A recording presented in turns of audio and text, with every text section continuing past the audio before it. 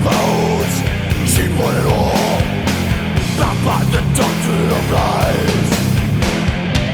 To fuck to mentions, I shall pass to me as I make my way through to the promised land.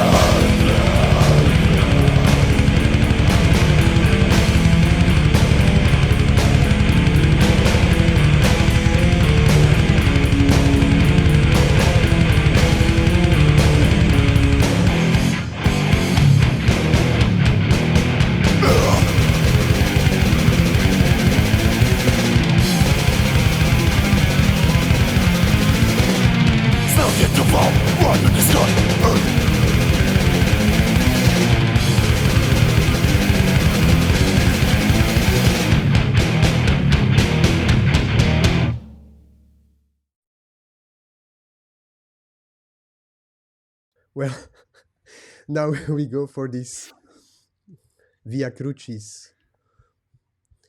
Yeah. You want to It's start not or? easy. No, I think you can start. Okay, but I mean, shall we start the session? Let me say it in this way. Yeah, just go on. Okay. So, hello to all. Hello, Luís. I would say here we are again.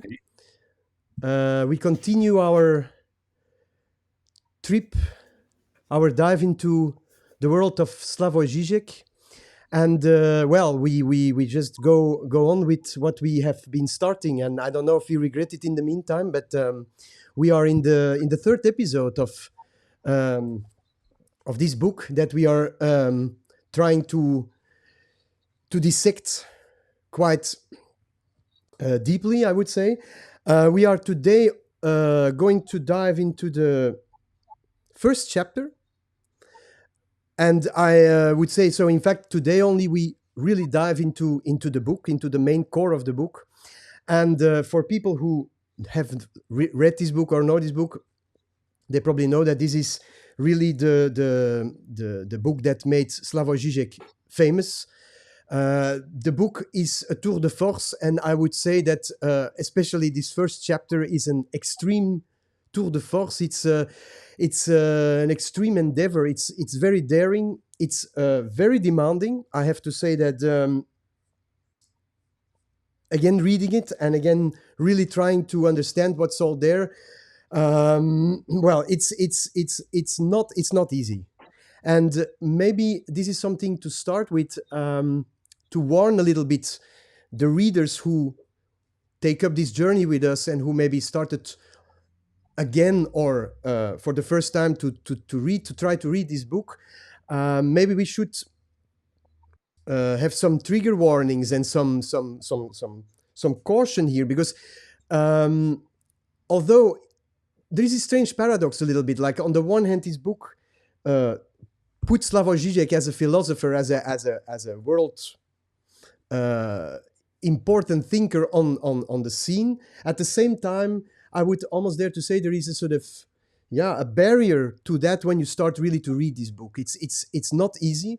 It's demanding in all the references that are there, but it's also demanding because of the, let's say, the montage, the endeavor itself, of the philosophical endeavor itself. What is Žižek trying to do here in this first chapter?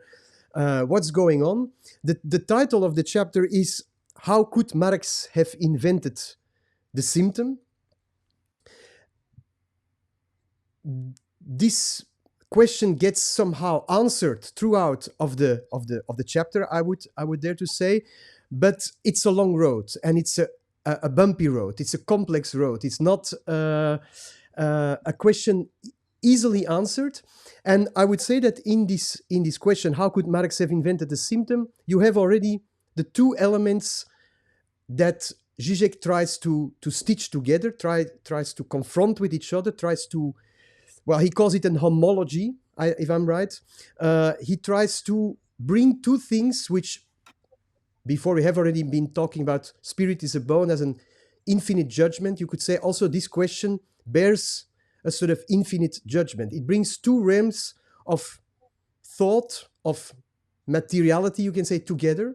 On the one hand, there is the world of Marxism, Marx standing for, as a figure, the whole idea of economical thought, of capitalism, of kind of deconstruction of capitalism. On the other hand, there is the notion of the symptom,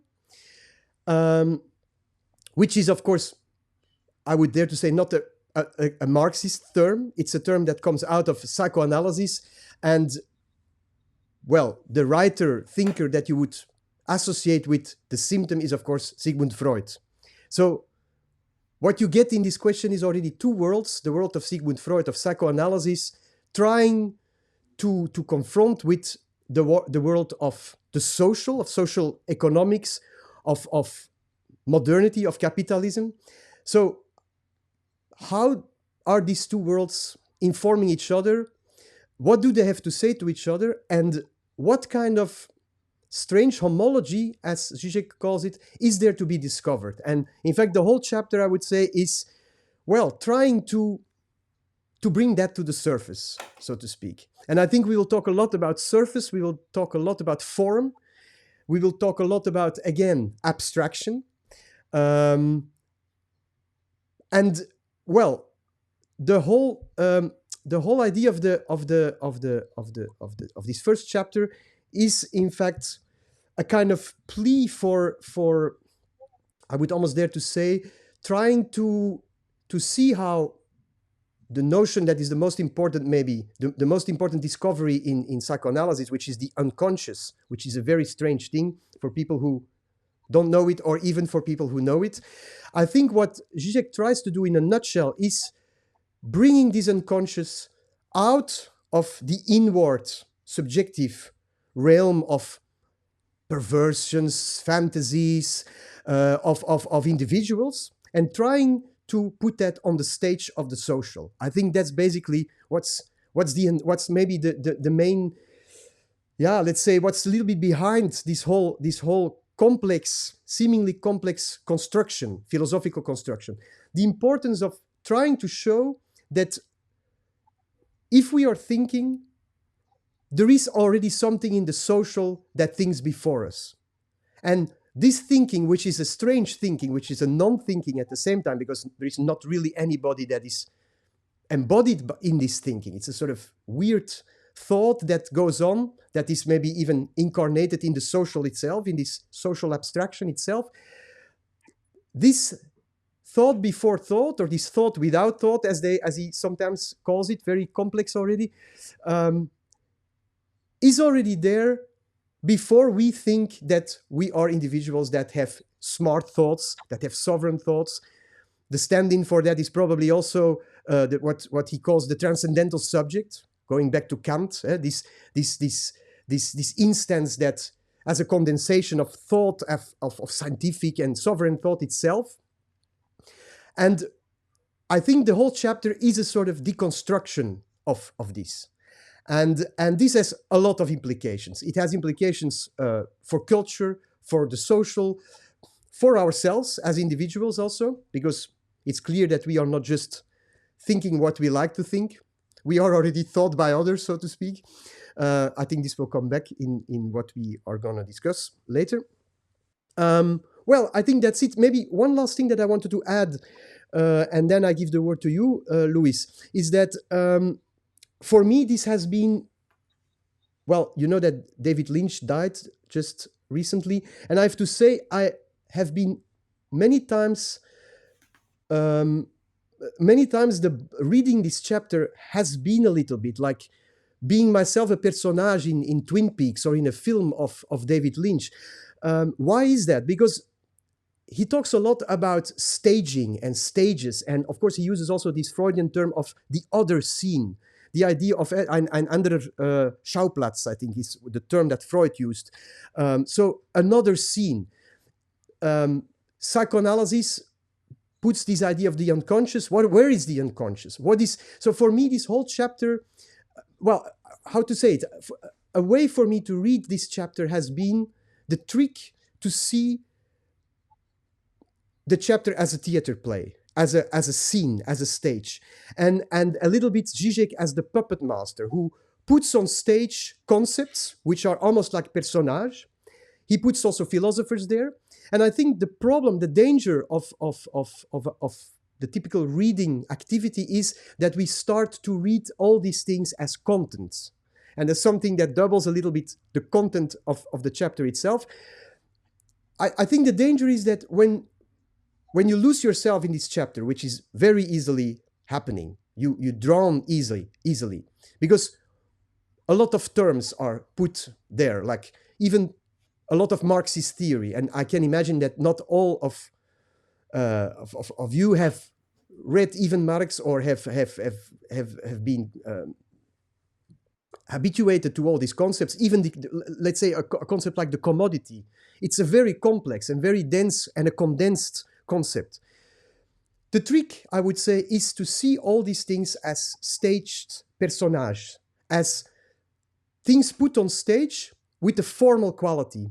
That means that the trick is to not all the time dive into the complex content of all these people, of all these concepts that Žižek puts on stage, but in fact, following a little bit his playful, strategic gaming with all these figures, and try to see how they become, on the moment itself, something of a sort of Žižekian form, I would almost dare to say. So I think the trick to read this chapter is to see this whole chapter as the form of Žižek itself. And the other scene here is the scene of, well, Žižek's puppetry, maybe. And maybe a second thing to add here is that I love a lot the way Mladen Dolar has once described the reading method of Žižek, and also Žižek himself in the book series that he has been editing. He calls that the method of short circuiting, and it is a method where you, in fact, it's a sort of disparate reading method, you would say. You bring, in fact, two heterogeneous things together. One major thing, you can say maybe Marxism and economical deconstruction, the deconstruction of capitalism. And on the other hand, you have psychoanalysis, let's say the minor, lesser known thing. And you bring them in a crazy way, somehow, you try to bring them together. And I think from the start, you have to know the craziness of this endeavor. And if you keep that in mind, I think it goes. And you slowly, you slowly go down the road, and, well, it's like Mulholland Drive or whatever. You go into a kind of movie where things will happen, and then it's rewarding. I think then it's really rewarding, and things start to open and to close.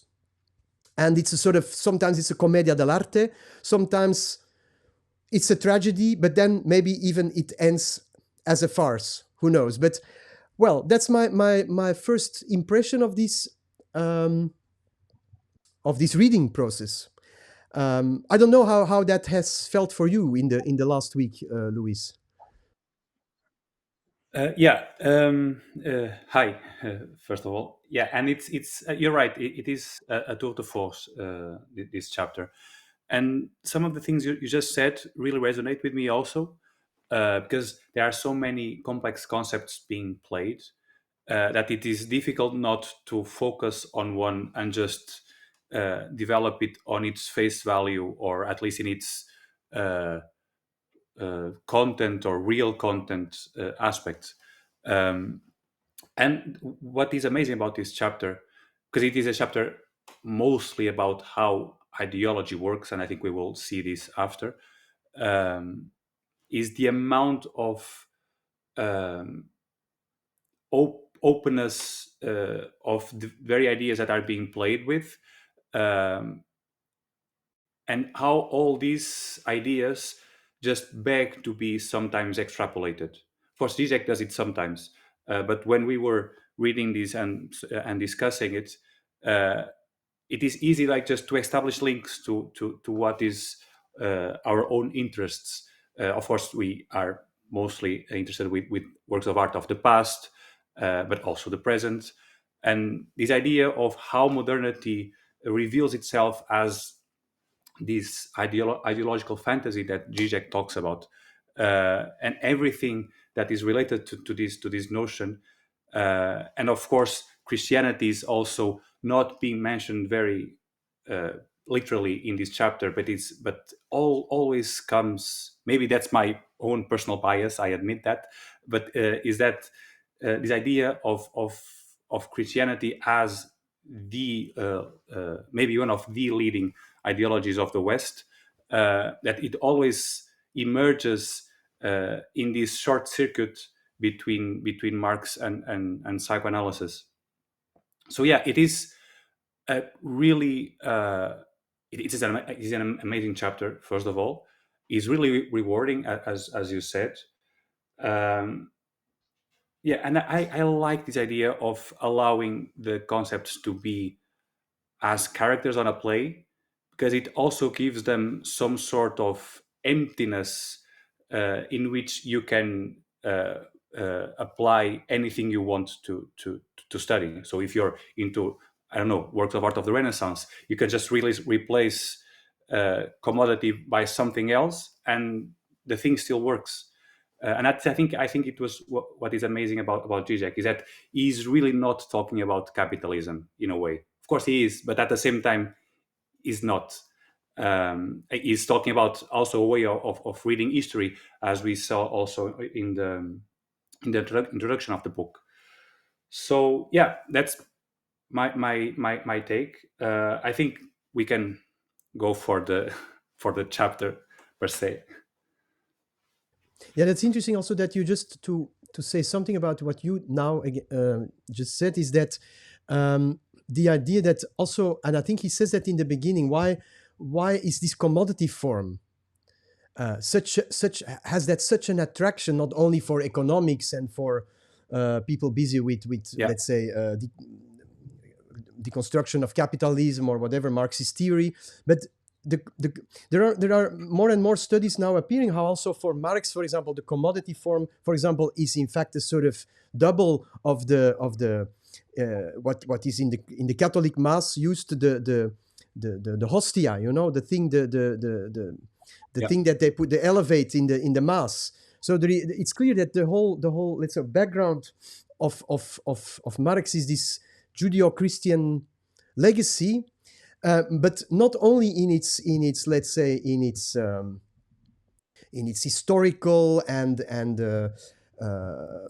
yeah, how to say it, in its phenomenological aspect, but also in its affective aspect. I think the whole idea of what a symbol is, for example, what is obfuscated in a symbol. If you just very bluntly, if you think of a painting like the paintings of Jan van Eyck, for example, if he paints a thing there is something already of the commodity form, and not only the commodity form as such, but what's happening in the commodity, the thing, let's say what Marx will call commodity fetishism, the fact that we are attracted by something which, as such, as Marx says, is simple and looks like almost totally uninteresting. He says somewhere now, I think in the beginning of Capital, that it is a sensuous, supra-sensuous thing. It's like there is this idea that it's on the one hand something just material there, but on the other hand something is more in it than it is. And this feels already here, I think when I say this now, you feel already how it resonates with psychoanalysis, with things that Lacan would say, that something more in you than you. I think this is one of the definitions of what Lacan would later call the objet art. So we see already here how the commodity and the objet, in a very, very almost like intuitive way, before we even start, you see that there is this homology. Like we are attracted by something in the thing which is not the thing, but we don't know that in a way. So, I mean, I think this is something that it's maybe good even to say it already, because it's something that will be like maybe something, a clue that we can hold on to understand what will come later. And maybe something that I also love that you also told me just before we started, this idea that definitions of symptom appear throughout the whole chapter. So I think that's our endeavor, or our road trip here will be also going through all these definitions of the symptom. And I think if we just start off with the first one, it's something that appears a little bit later, but it is in fact interesting to start with that so that people get somehow a grip on what symptom is in fact like. And I have here this definition that Žižek gives for, I would say, what the first feature of the symptom would be. And he says, well, a symptom is a formation whose very consistency implies a certain non-knowledge on the part of the subject.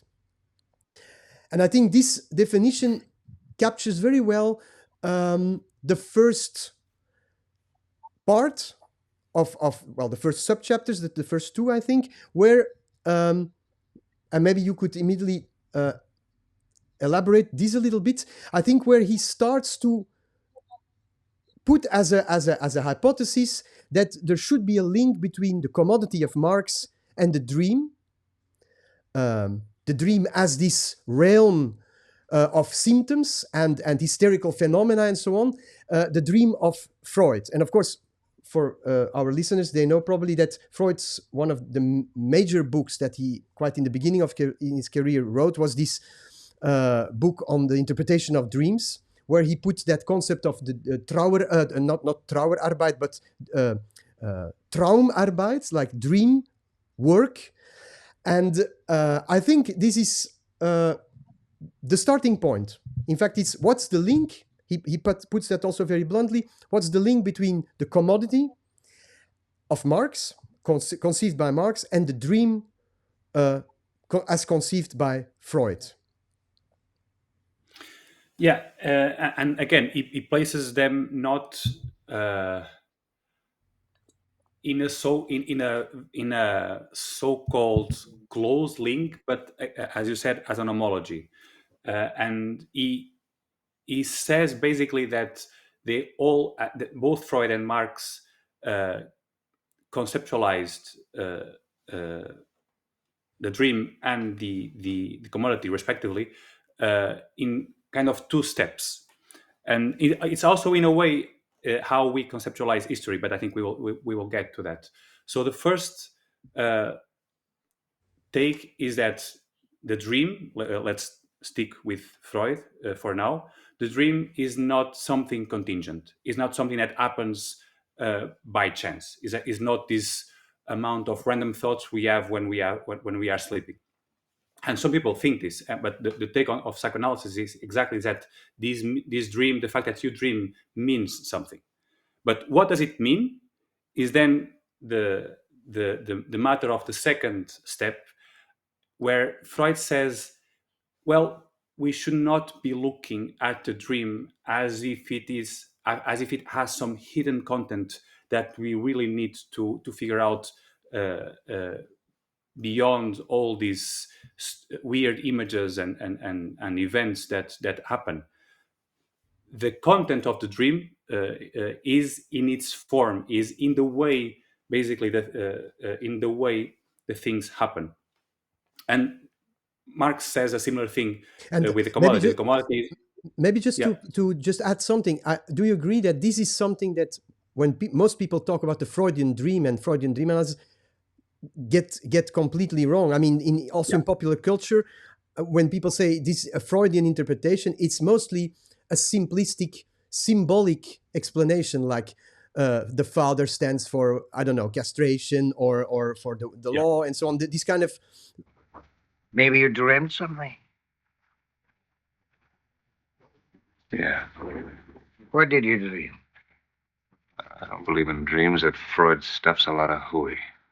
So what you say now, or what Freud and Žižek try to say here, is that form counts, and that what Freud calls the latent content, the deep content, should be, in fact, staged as form. Should be so it's the question of seeing how this latent content gets into form, and it's about the formation of the latent content than the latent content in itself, right?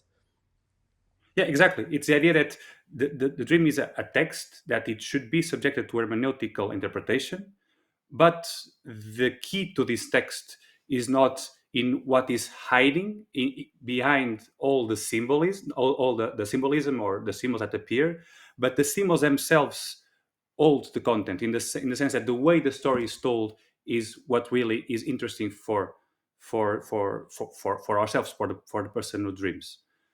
I kept thinking while I was dreaming that all this meant something. That there was some other meaning in it that I ought to find out. We'll find out.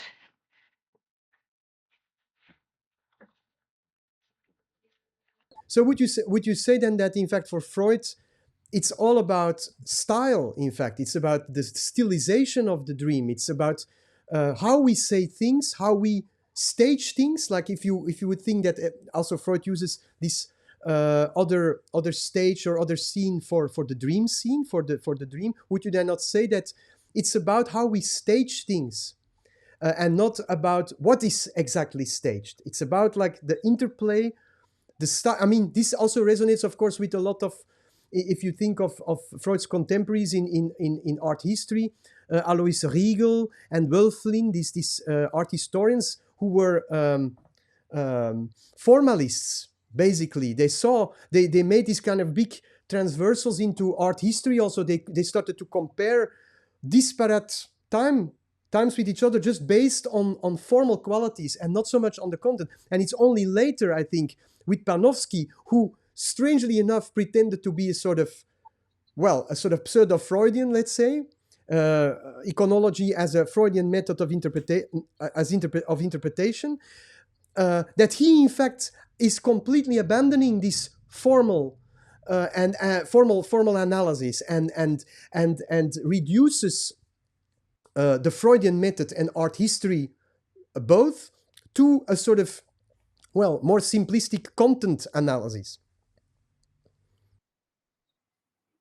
Yes, and the same can be said about historical texts that for example, musicology and history interpret. I'm very often, and of course you are too, even more, I would say, confronted with this accusation that the way we approach the past and these works of art of the past is completely relativistic, and that we basically claim that, or the way we do music, because we are both involved with making mostly music of the Renaissance, is that anything goes. Like we approach this music score and we do whatever we want. And this, I think, is the common critique that we're both accused of. And here, I would say the first step of Freud is the perfect response. Is that the way we read a specific historical source is not of completely random, accidental, contingent, in a contingent way. It is, in fact, with some respect for the text, and we, in fact, engage in an hermeneutical reading of the text.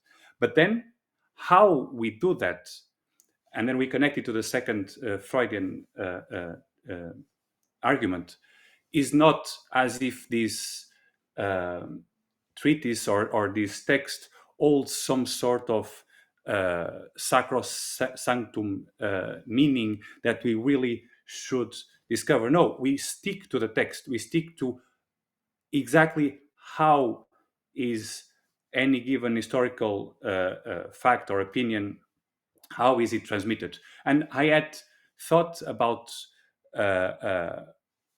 for example, what I could give as an example to this.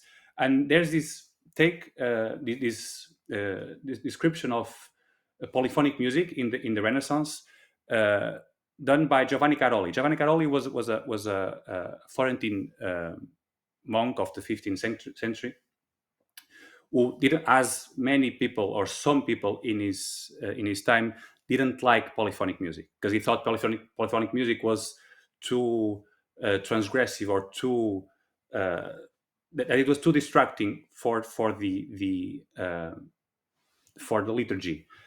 And we have already mentioned in the last episode, the musicologist Rob Fechman did a very nice job at reuniting a lot of descriptions of how polyphonic music in the 16th century, 15th and 16th century was not seen as genre that was well accepted. And of course, the first level of criticism that we can make of this book, and the book is, by the way, called The Crisis of Music in Early Modern Europe, between 1470 and 1530.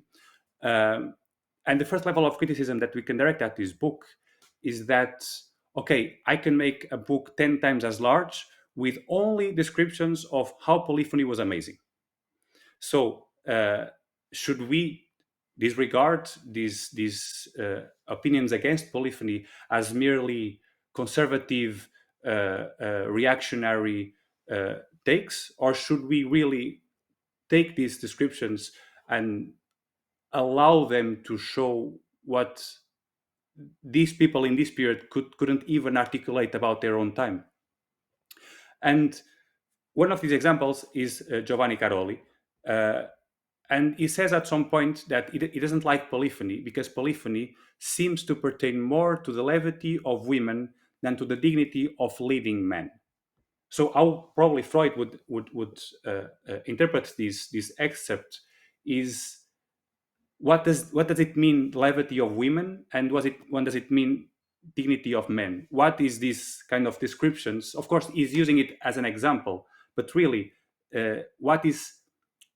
what provokes anxiety about the feminine, and what provokes some sort of assurance on masculinity? And these are questions that immediately become transcendental and immediately become transhistorical. And this, I think, is a way to apply this interpretation of dreams by Freud to the historian text. It's not just to say, oh, of course, this guy was a misogynistic and he was a conservative and therefore didn't like polyphony. No, what does it mean, the feminine here? What does it bring to this image of polyphony? Were they really aware that this feminine talks about something else?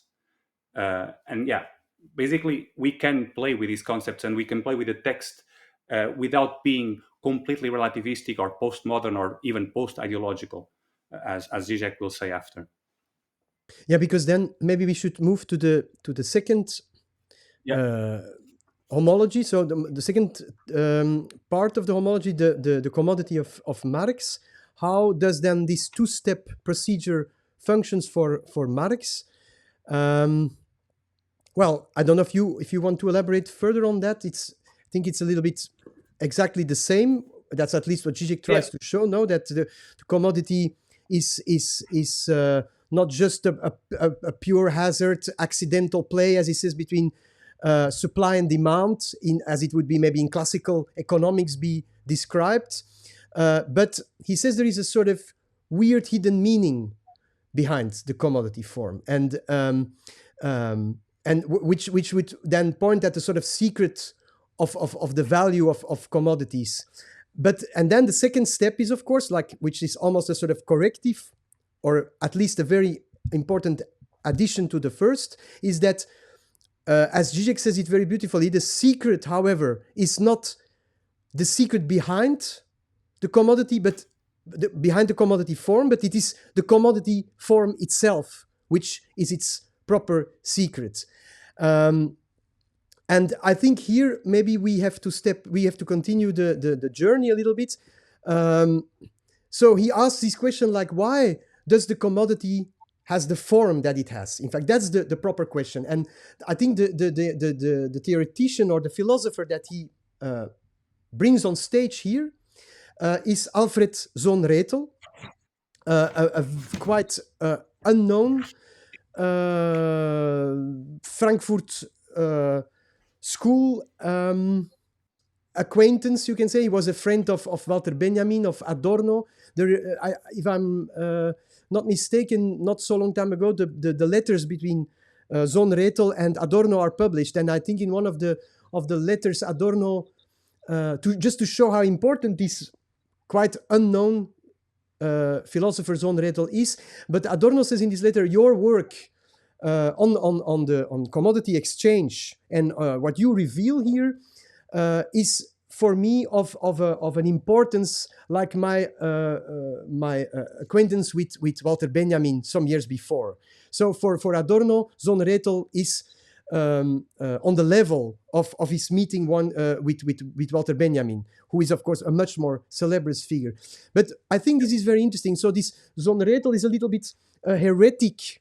Well, now he's a little bit more taken up in the last years, but it's because what Sohn-Rethel is not so much interested in is in the aspect of labor power, which is a much more let's say a studied element of commodity exchange, the fact that there is this labor power hidden behind the commodity. What he does is exactly what I said before. So he asks this very blunt question, like, why does the commodity has the form that it has? And I think this is, this resonates with what we were talking about with Freud, in fact, before. And well, and so you see that Žižek, of course, he's interested in we go away from content. We go, so you could say that maybe even labor power is somehow a more content analysis. That's not what Sohn-Rethel is doing, not because he's not interested in it, but because exactly he wants to shift the whole discussion on the level of the form. And maybe we can immediately dive into that then. So what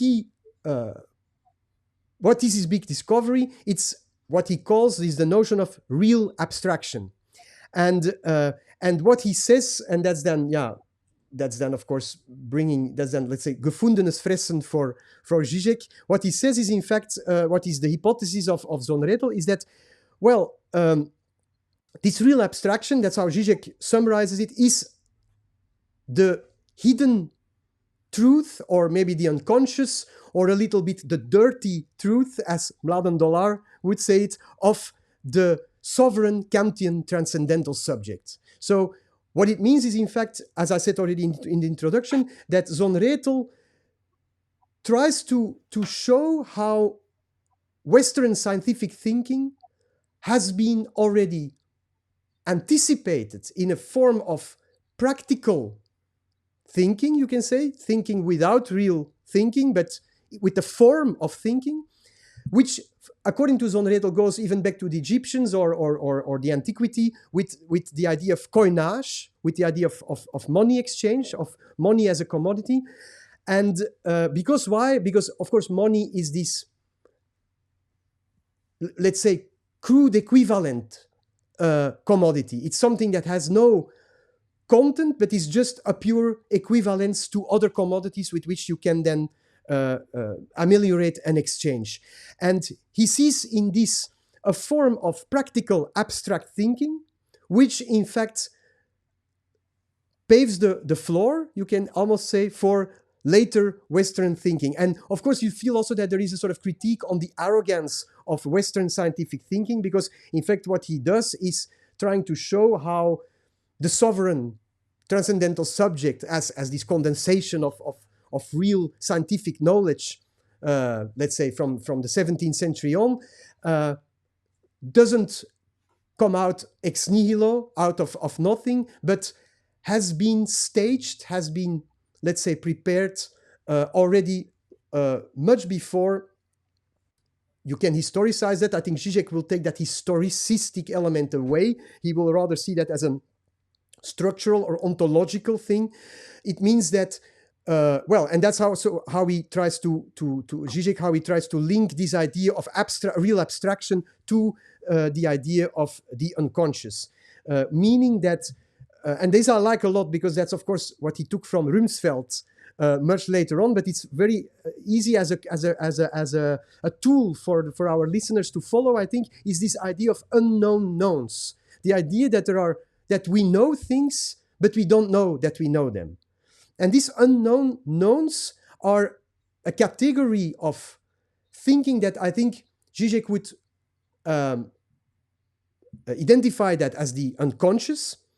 And these are things that pop up in our conscious thinking, but somehow you can say it has been always already there, to somehow nevertheless historicize it a little bit. So I don't know, maybe you could elaborate further on this. I have to say still some funny things about Sohn-Rethel after, but let's go maybe to some more details now. Yeah, I was thinking that one of Sohn-Rethel's main feats here is that he brings abstraction. It takes it out of pure philosophical thought. In the idea, first, and we already mentioned in the idea that we abstract, we take things out of the wealth of reality, and we abstract, and then this process that Žižek describes in the preface and in the introduction. But what Sohn-Rethel does here is that it puts abstraction in the proper action, in reality. That the way we act already creates some sort of unconscious abstraction. And this, I think, is a very, very important detail of his thinking, because it shows that the exterior objective reality, the conscious of what is happening, is somehow mixed with the internal subjective experience of the individual, and that theory and practice are not that much separated. So yeah, maybe before we describe more on the idea of Sohn-Rethel, can you make a definition of real abstraction? Because it is indeed a complex concept that speaks to some fissure, to some ambiguity on an object, I would say. Maybe I could also give a funny example of how, I don't know if you know this. There is this known book of interviews with Hitchcock by Truffaut, the French cineast, and there is a nice example. There is a nice part where Hitchcock talks about a scene that he wanted to include in North by Northwest with Cary Grant. And it's a scene where they are at an assembly line in a factory. They are assembling cars there. And it's a sort of long plan séquence where Cary Grant is talking with the guy in front, on the front plan. And then in the back, you see in one shot the assembling of a car. And so you see it from you see the parts being put together, and then the car is ready when the two protagonists then go to the car when the car is finished, and Cary Grant, I think, opens the door. Hitchcock says, and a corpse would fall out, and the question is, of course, where is the corpse coming from? Because we didn't see the corpse entering even. We didn't see anybody entering the car. So I think this is a nice example of, let's say, the classical Marxist reading of how commodities are in labor power made. Like what you can say, what you don't know when you buy a car is the fact that labor power has been exploited, let's say, and a corpse falls out, and that's, let's say, the symptom of this. With Sohn-Rethel, I think Hitchcock had to find another scenario. It would be that Cary Grant buys the car, goes to the parking lot, and the car itself falls in pieces. The car itself breaks down. Because that's something, I think, and that's already an idea of this real abstraction. What real abstraction is doing is, in fact, it's also a process of obfuscation, you can say, and of ideological disavowal already. And I mean, these things always come back. I think it looks complicated, but at the same time, it's also almost like too simplistic or something, I would dare to say. And so there is, the funny thing is that I just bought another book of Sohn-Rethel, this one, Das Ideal des Kaputten, the ideal of the broken down. This is a little book of small texts of Sohn-Rethel, which are really beautiful to read. He was in Naples in the 1920s, and he met there Walter Benjamin and Adorno and so on. All these guys were there spending some holidays and doing some pseudo-intellectual work, I guess.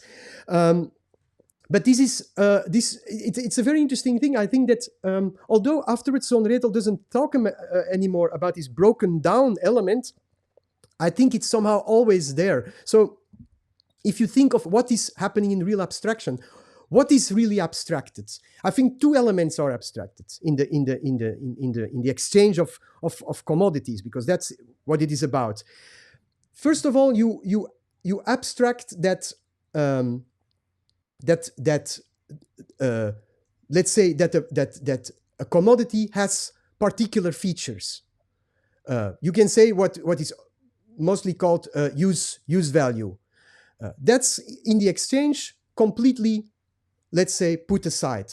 That's the claim of Sohn-Rethel. The second thing is even more important, also I think for what you are interested in, the idea of what also in pre-modernity, this idea of the immortality of the king and the king, long live the king, is the aspect that and here you see already that the commodity is not just something of its own time, but bears a sort of Nachleben of much older structures, unconscious structures. And I think that's also very interesting to see that, in fact, it's exactly historical science who shows that the unconscious has been always existing.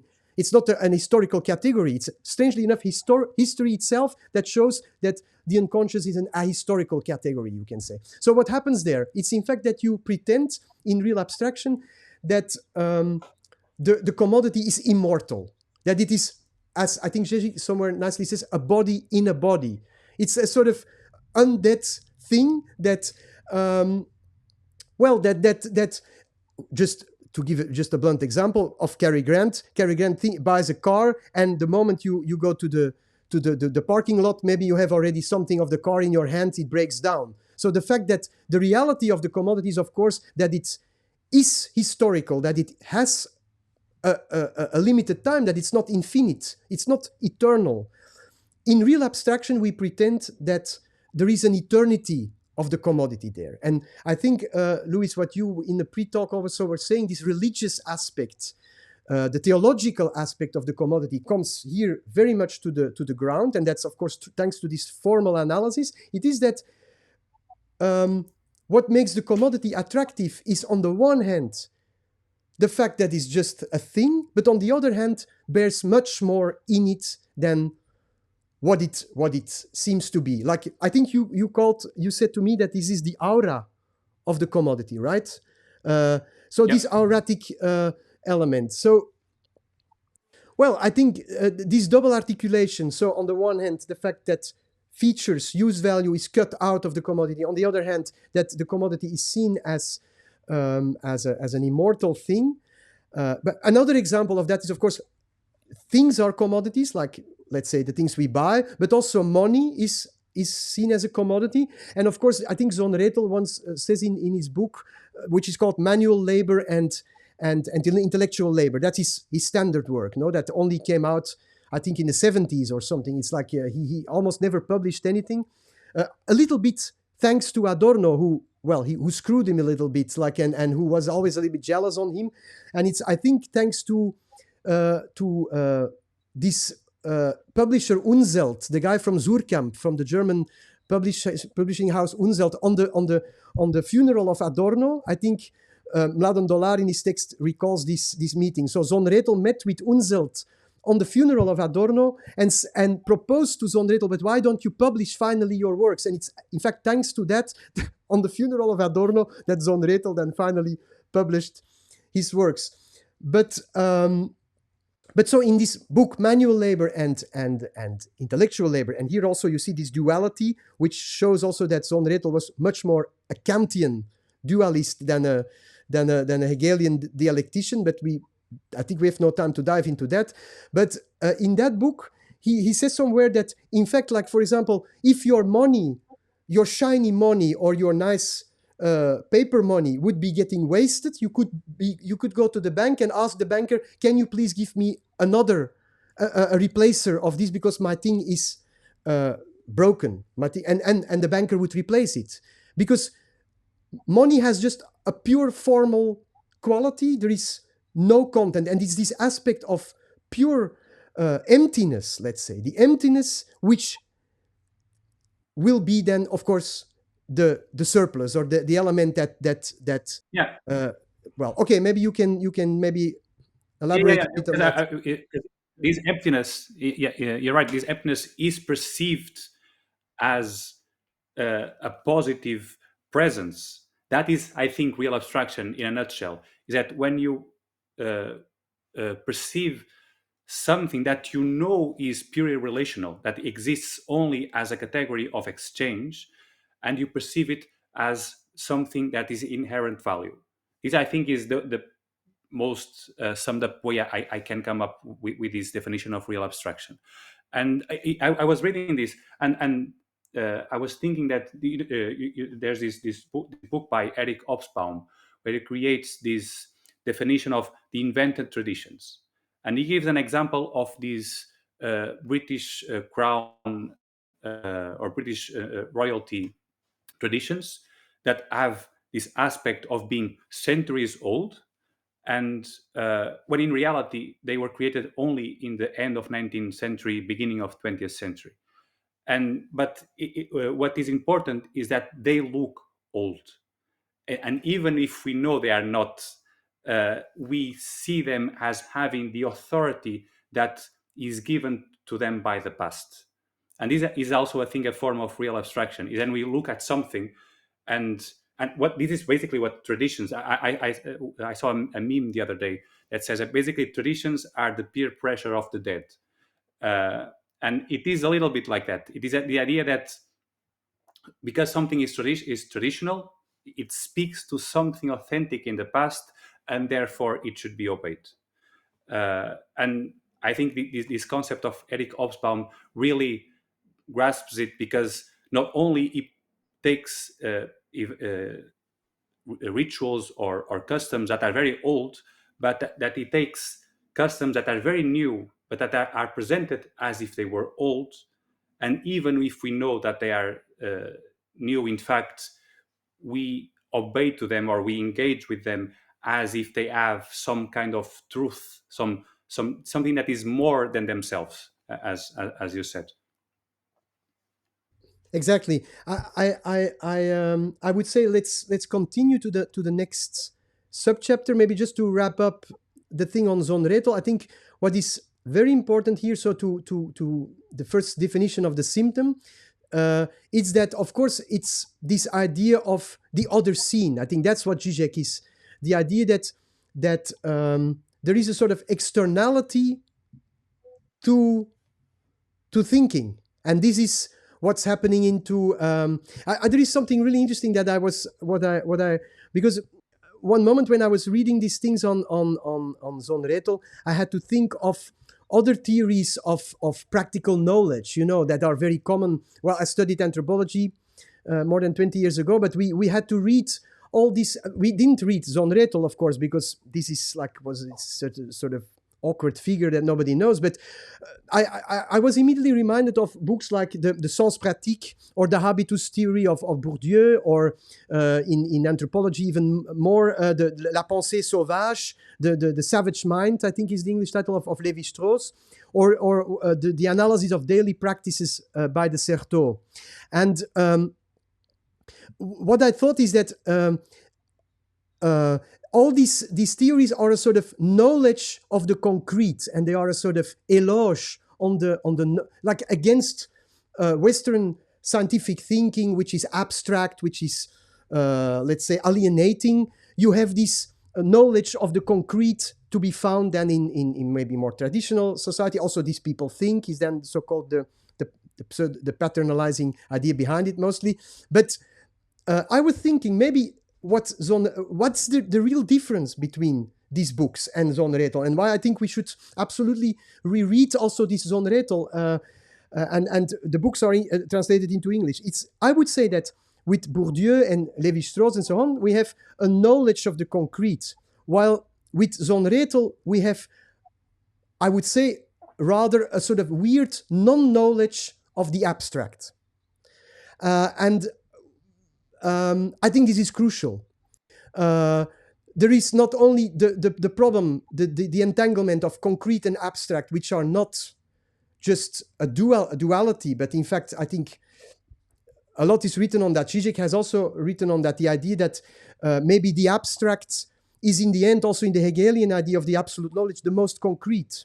And that when we talk about the concrete, and that's often the bias in a lot of anthropological studies, this concrete, we talked in the previous episodes of the wealth of reality, the concrete is often the most abstract. and we are not aware of these abstractions. So basically, what Sohn-Rethel, let's say, makes us sensitive to is these operations of abstraction, not only happening as conscious operations, but also always already happening into, let's say, the social itself. And maybe with that, we jump to the next subchapter, which is also called the social symptom. And I think it's here that Žižek further elaborates. You pointed that to me very clearly with indeed the maybe most beautiful definition. But it's a sort of entanglement of different definitions. I wrapped them a little bit up here when he says, what is the symptom in this next further elaboration? We went to these unknown knowns. That was the first symptom, you can say. The second aspect of the symptom is what he says here, that it's a sort of imbalance, and not just announcing the imperfect realization of universal principles functioning as their constitutive moment. That's what he says in the first part. And then in the second element, he says the symptom is a particular element. That's your favorite definition, if I'm right, but you should elaborate maybe on that. He says the symptom is a particular element which subverts its own universal foundation. And then a third element which is connected to that, but which makes it maybe even more clear what it all means here.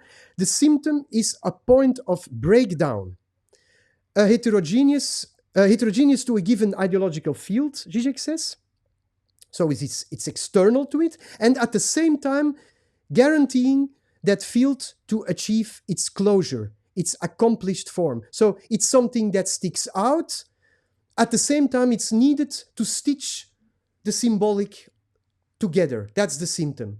And of course, he will come to I immediately think of the most emblematic example that he will elaborate many pages on a little bit later. We can dive into that maybe, or it's very known it's under Nazism and still in anti-Semitism, the emblematic example of the Jew. The Jew as this symptomatic figure who should be extracted or let's say disconnected from any wealth of reality. It has to be disconnected from content, but is a pure formative figure, you can say, a symptomatic form that only is used as a guarantee, an external guarantee to close the fantasized symbolic totality, you can say. Yeah, it is through the Jew that someone can be a Nazi. That's I think Žižek's point. That only through the existence of what they want to remove that you can call yourself a Nazi. And it's the same thing with people who are looking for this pre-modernity. The idea that pre-modernity is a concept that emerges out of modernity, out of the existence of modernity. So this idea of the symptom as this element of subversion is really interesting, because it is this idea of our structure is negated from within, and how this negation actually supports the structure. And on this line, I think Žižek gives a beautiful also definition of utopia. Is that utopia is reality without a symptom. The idea that you can build an ideological structure without something that subverts it. Yeah, and I is think obviously impossible. Yeah, and I think he quotes Marx there as a and his critique on utopian socialism, because it's not something that is of today. It was already in Marx's time that I think Marx himself saw the problem there of this, the fact that there is this entanglement, and that the easy solution, the fake solution would be, let's get rid of the symptom, and then utopian socialism would be a reality, no?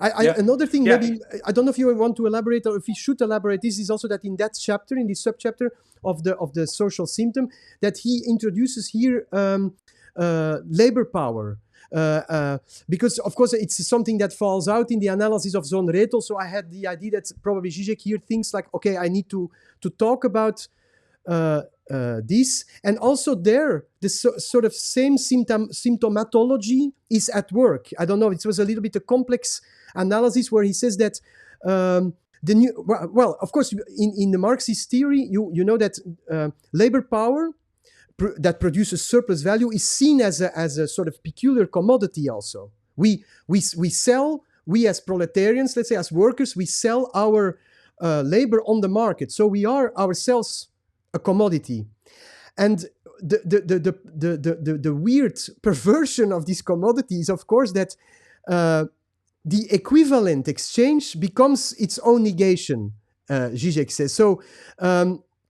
I don't know if you recall this passage, or maybe not, where he says that the surplus value that this new commodity is producing, the proletariat, you can say, is appropriated by the capitalists, of course. So the wages that are paid to the workers as a form of equivalent for what they did, let's say everything is fine. There is no way to complain there. That's the incredible thing, that how slavery is, how exploitation is perverted in a way, no? Because it's not shown as direct exploitation. So you can say people are nicely paid, they produce this surplus value that doesn't go to them, and it's exactly the form of equivalent that becomes the very form of exploitation, I think Žižek says. And that's where he says in the end of that subchapter that the new commodity, this labor power, brings about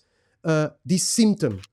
And he I think he summarizes this as that that the I have here the quote, namely that in its representation of the internal negation of the universal principle of equivalent, there is this how to say, this kind of fake exchange of it's in fact in the fake exchange of commodities that looks like equivalent, that the symptom is produced through the repression of this this exploitation, you can say. The exploitation is not visible anymore, and it's that.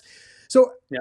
This makes me also think, would the conclusion then be that there are no symptoms in pre-modernity? That would be, of course, interesting. Or what to do with symptoms? Because if the historical picture is that exploitation in, let's say, pre-modernity, and maybe the most emblematic figure of that is the master-slave dialectic of Hegel, no, the Lord-bondsman relation, where the exploitation is just lived and in the open. If that's obfuscated in modernity, repressed and producing symptoms, how is it then? I don't even have an answer to that. How are we then? How do we have to see then the production of symptoms before modernity? I would say. I don't know if you have an answer to that, or is it just an open question? I think the answer lays in Christianity, not in feudalism so much. I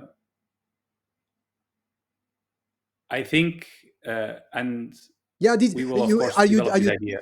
Are you maybe talking about the fact that also God as Christ is a sort of weird equivalence, or which is, or because that's also interesting that there is this not so much Hegelian, also Marx, that I think that Žižek talks about in the later thing, that also Marx uses substances subjects in a very perverted way, let's say, and that's the way how also people are the critiques of Hegel, the Marxist critiques on Hegel are mostly that Hegel paved the floor for this this idea that capital becomes then subjected to labor and exploitation of people and so on.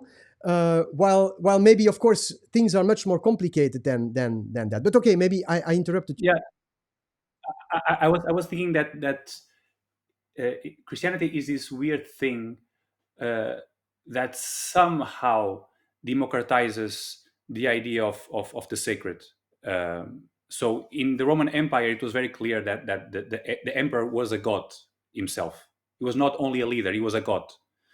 Um, and through Christianity, this idea of Christ being created in at the image of God, and Christ being a human, a brother to every other human, creates some element of democratization, and it creates some equivalence. And these I think, and of course, you have the supreme contradiction, as Hegel would call it, that Christ is at the same. What dies at the cross is not Christ only as a human son of God, separated, but God Himself. And but I think through this democratization of what is divine, uh, I think we create some sort of and we talk about transfers, I think in a little bit in the next, or one of the next subchapters. It creates this presupposition of the other being at least in some level equal. And this is, I think, the social symptom of Christianity, um, which helps to repress the feudal totalitarian aspect of the economical and the means of production system at this time. I think Christianity is there precisely to hold feudalism in its place, creating these, I would say, false equivalence or false equality between subjects. That's interesting. Yeah, P- probably food for further elaborations in next episodes. But okay, let's move on. We have then maybe one of your more favorite subchapters is coming. Then it's the subchapter of what he calls commodity fetishism, and just very very short what is meant with of course commodity fetishism is a term of Marx. Um, and I think this element of fetishism is what we are already talking about now, what you were saying. So this idea that you have first fetishistic inversion in, let's say, pre-modernity, where you have a king that seems to be naturally, let's say, the natural embodiment of power. And what is obfuscated, of course, is that the people who recognize him as a king give that to him. This is what is called fetishistic inversion. That's the old way, I would say. And this creates the illusion. The fact that Žižek gives that example of the fact that people believe really that the king has these natural powers, while they, in fact, that the king is just established because of the people who give it to him. But then in modernity, you get this notion of fetishistic disavowal. And you would say, like, this is not creating the illusion, this keeps the illusion alive, so to speak. But maybe you want to of course, this is a thing that just before I give you back the word here, but the thing is, of course, that we go back to Lacan here. It's this Lacan who tries to locate the symptom, as Žižek says, where this the question is that Lacan asks is, where should we locate the discovery of the symptom by Marx? And he says somewhere it happens in the passage between feudalism and capitalism. So, well, we were already a little bit in this historicization of it. So, I don't know, Luís, what would you like to? First, I would add to that the symptom appears every time there's a big change, a big sociological human change, and pre-modernity also add its symptoms, as I think we said before. But this idea of commodity fetishism is precisely this aura that we talked about when we were talking about real abstraction, that what is purely relational, as you said, the king, who is only a king because he has subjects, so he relates to them as a king, but from the perspective of the subjects, he is a king in himself. He has some sort of divine power. And this is what Hegel calls the reflex categories, bring this false equivalent that is at work in with commodities. So the Yeah, idea that, because then and then Žižek something happen. Well, according to Marx, then something changes. Of course, no, it's like exactly, the relation between people gets this fetishist relation between people gets transposed or displaced to the things, to the commodities, you can say. And you can say you get the idea that finally between people everything is fine, like it's a sort of people are free subjects on their own, freely deciding, they are not in any power relations anymore, and the power relation is enacted in the things. So it's not that power is away, the power is delegated. We will come to transposed. that idea of delegation to the yeah. It is this idea that, and Žižek says that societies can never have these two types of fetishism happening at the same time. So if in feudalism you have a fetishization of individuals, of the master or the king has having full power over you, and the power that is not given by you, but that belongs to him naturally. And of course, theoretically this is not true, but you act as if this was true. And then in the passage to capitalism, as Žižek says, we repress this inequality between men, and we put in its place the exchange of commodities. So when we exchange commodities in the free market, we see ourselves as equal, when in reality the crucial social aspect is what is the production, which creates inequality. So and this idea that what is repressed is always the sociability, the social aspect of interaction. um, and of course, as soon as we repressed this power relationship between individuals, something emerged, and that is the relation between commodities that hide somehow the inequality. And I think this is basically the idea of what commodity fetishism is. And it's quite interesting that Žižek says that they can never both work at the same time, that societies who have one still didn't develop the commodity fetishism, and the societies who don't have them, who don't have commodity fetishism, or the other way around. So societies who fetishize commodities see themselves as equal in a way in human relations. Exactly, and I think this commodity fetishism is like the feature of let's say modern ideology. No, that's the, like, say the skeleton, the structure of it.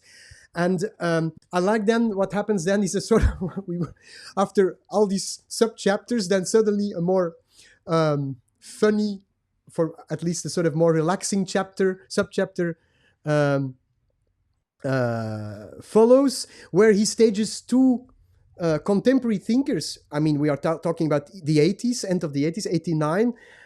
This was the big time of, I think, one of the superstars of continental thinking was at that time Umberto Eco, the bestseller writer of The Name of the Rose, known as a semiotician and so on. And well, I come back to that idea of Žižek's staging. One of the features of this staging is, for example, that Umberto Eco enters the stage here as a sort of dressed as Bud Spencer from the spaghetti westerns. And also Žižek calls it spaghetti structuralism. I don't know if you... So I like it because it's about ironic distance. Yeah. And you see how Žižek himself gets contaminated by some irony. I think there is this in Žižek always this sort of almost what you would call transferential element, that the moment he starts to talk about certain things, it seems that he's himself into a sort of transference where he will criticize here ironic distance to ideology. Oh, ideology, it's not really serious. We can easily distance. We should not take it. It's outmoded. It's not really there anymore. We are post-ideological. But in the way he talks about it, there is some kind of doubling of there is some irony there in Žižek also, I think, and I mean people that know him from his interviews and his television or internet appearances know that most of half of what he says are jokes and is ironic or dark humor. So I mean there is this ambiguity there, and so Umberto Eco appears first. After Umberto Eco comes Peter Sloterdijk. I think Peter Sloterdijk is also very important for Žižek, who wrote a philosophical bestseller. I still remember that in the 90s. It was just published. I think it's from the 80s, but it was also translated into Dutch, is the Critique of Cynical Reason by Peter Sloterdijk, which was a major book at that time. Afterwards was then the scandal between Peter Sloterdijk and Habermas. I don't know if you still remember that, Luís. Maybe you were too young, but there was a thing where Peter Sloterdijk came up with a sort of eugenetics. Well, in the German context, it was like a sort of like an impossible thing to say, and a big scandal. So, okay, also Peter Sloterdijk, who tries to put a finger on contemporary, we talk about the 80s, but it's very, very actual, cynicism, the cynicism of people's reaction to politics, the politicians themselves, the whole culture, television culture, the whole problem of, let's say, generalized integral cynicism, to which then Sloterdijk tries to go back to antiquity with a sort of cynicism coming from the cynics, the antique cynics, Diogenes and so on, which would be then a sort of more enlightened form of,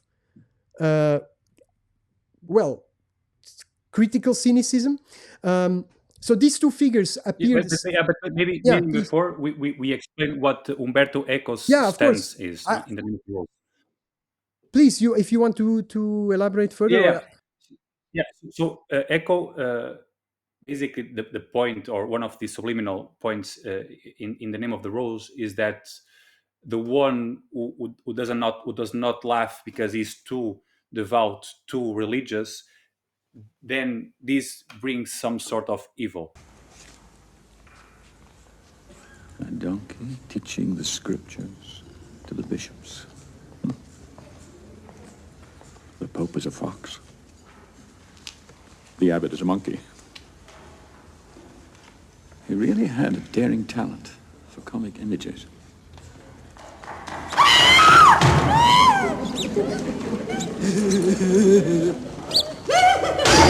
Herbavana, outrisui, optenon loqui.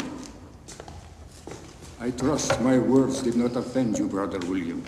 But I heard persons laughing at laughable things. You Franciscans, however, belong to an order where merriment is viewed with indulgence. Yes, it's true. St. Francis was much disposed to laughter. Laughter is a devilish wind, which deforms the lineaments of the face and makes men look like monkeys. Monkeys do not laugh. Laughter is particular to man. As a sin.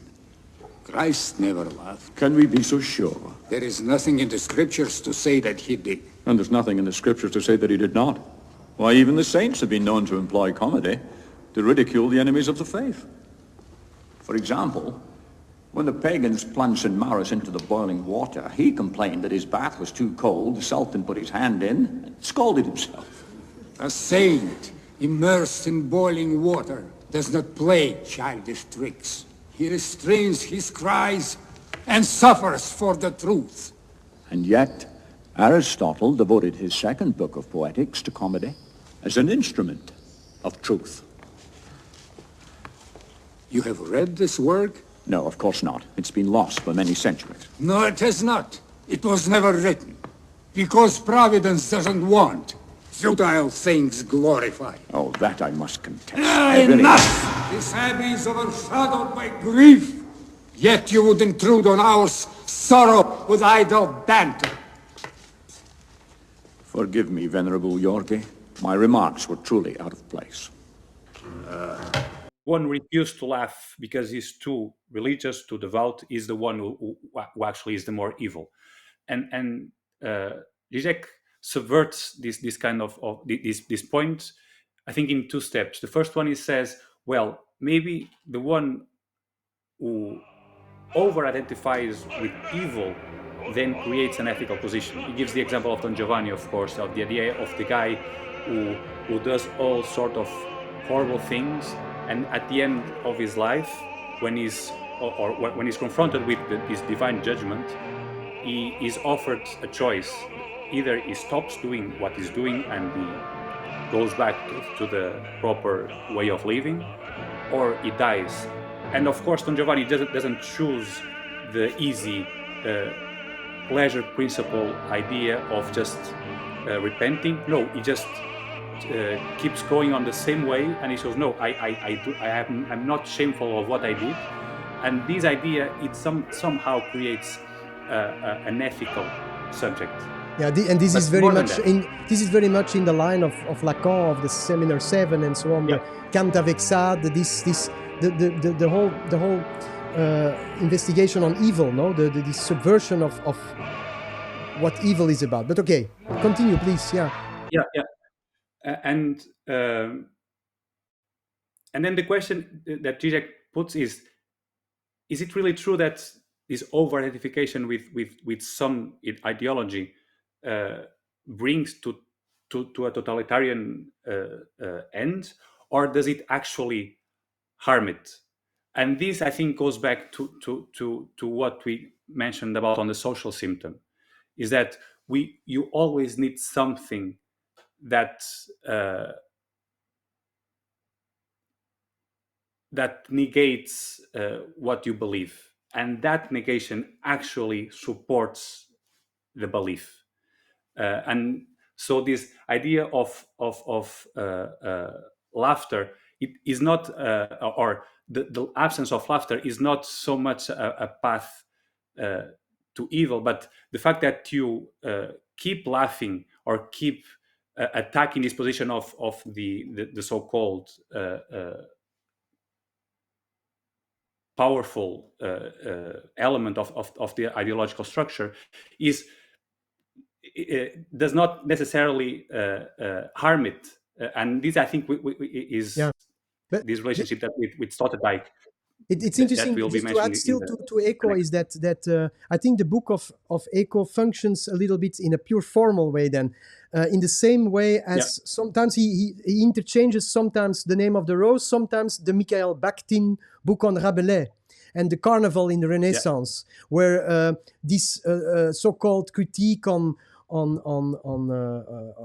also from the idea that medieval culture with the inversion would be a sort of adequate critique to the contemporary situation, in fact. And I think that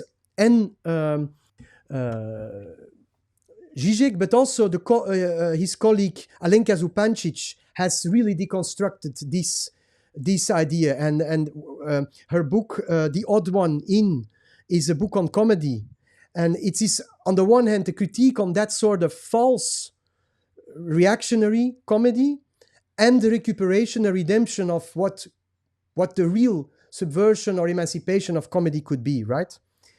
Maybe interesting to add this book, because it's also maybe a book we will once in one of the future episodes discuss. So please continue. So we are then... I just have something to say, because the position of the cynic is very often the position of the left today, is that you think that if you claim that all these far-right guys are really supporting the capital, and if you claim this, then you are really being the subversive. You are really being the one who is attacking the power. When in reality, they play the cynics. They play the idea of course we know, but so what? Of course we know that these guys do not speak the truth. Of course we know that these guys are really giving power to the capital, and they don't speak for the people. But so what? And this, I think, is the difference between the cynical and the cynical. Yeah, exactly. Also, another nice example that Žižek often brings is this one from Ernst Lubitsch, "To Be or Not to Be." No, this guy, Yeah. concentration camp Erhard. You know, the commander, the Nazi commander who can laugh with his self caricature and takes distance to that, and although of course you see the traumatic aspect also in this over distancing himself through laughter. So. They call you concentration camp Erhard. Yes, yes. We do the concentrating and the Poles do the camping. Yes, indeed. You know what they call you? Concentration camp Erhard. Oh, they do they? So they call me concentration Yeah, I think camp that it shows that and this is something that comes. I think this is something that is very, very, very important for Žižek, the idea of over-identification as a form of as critique on totalitarianism. I think another example of that is his provocative defense of the Slovenian punk band Laibach, that has this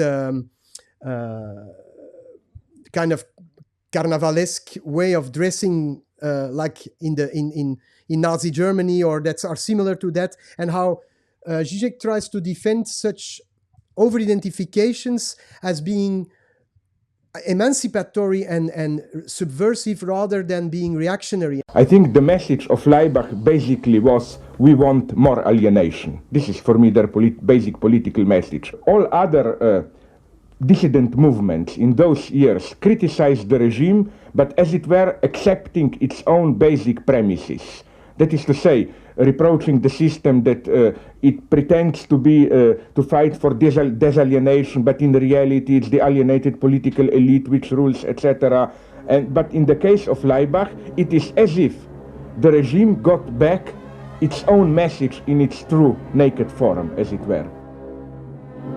The way really to subvert system, I think, is not to criticize its official values, etc., but to expose this hidden reverse of it. And I think this is basically what Laibach did here. They exposed precisely this, let us say, implicit transgression, but which was the real point of identification of the system here.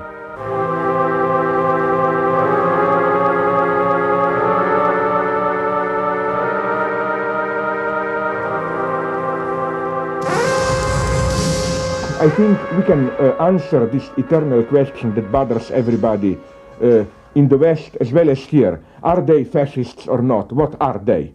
I think that the mistake of this question is that you suppose that fascists are fascists, in the sense that you suppose that the true fascists behave like fascists. My idea is that the true fascists are always split. I mean, people, unfortunately, I say cynically, don't read anymore what Hitler did, how he wrote, etc., his writing, his speeches. Hitler, in his everyday appearances in Germany, etc., Hitler did not act as this kind of mocking idea of a half-crazy fascist.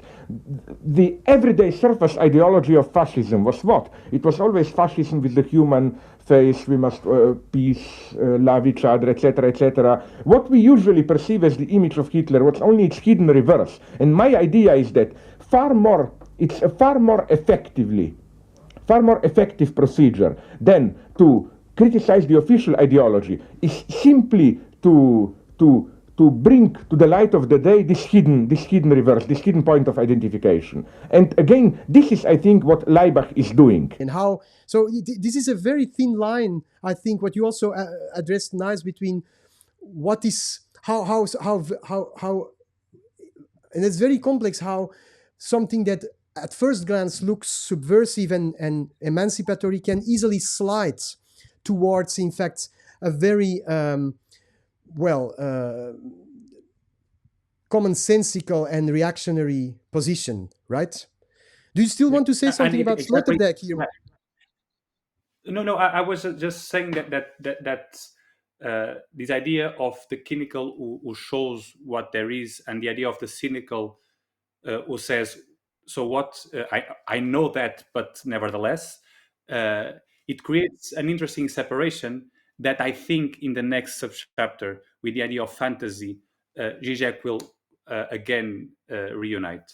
Yeah, because it's this idea that Sloterdijk, this sentence I think is interesting to mention also, is that what Sloterdijk, it's a sort of refabrication of what Marx said originally, but what he says, Sloterdijk, is they know very well what they are doing, but still they are doing it, right?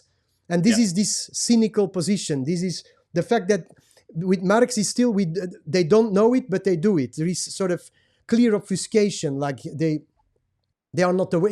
In fact, in this sense, you cannot blame them almost. But the position of cynicism, cynical ideology, which then also will be still criticized, I think, further on by Žižek in the next chapter, is that they know very well, and nevertheless they are doing it. But okay, we go, as you said, we go on to the next chapter, which is called the sub-chapter, which is called ideological fantasy.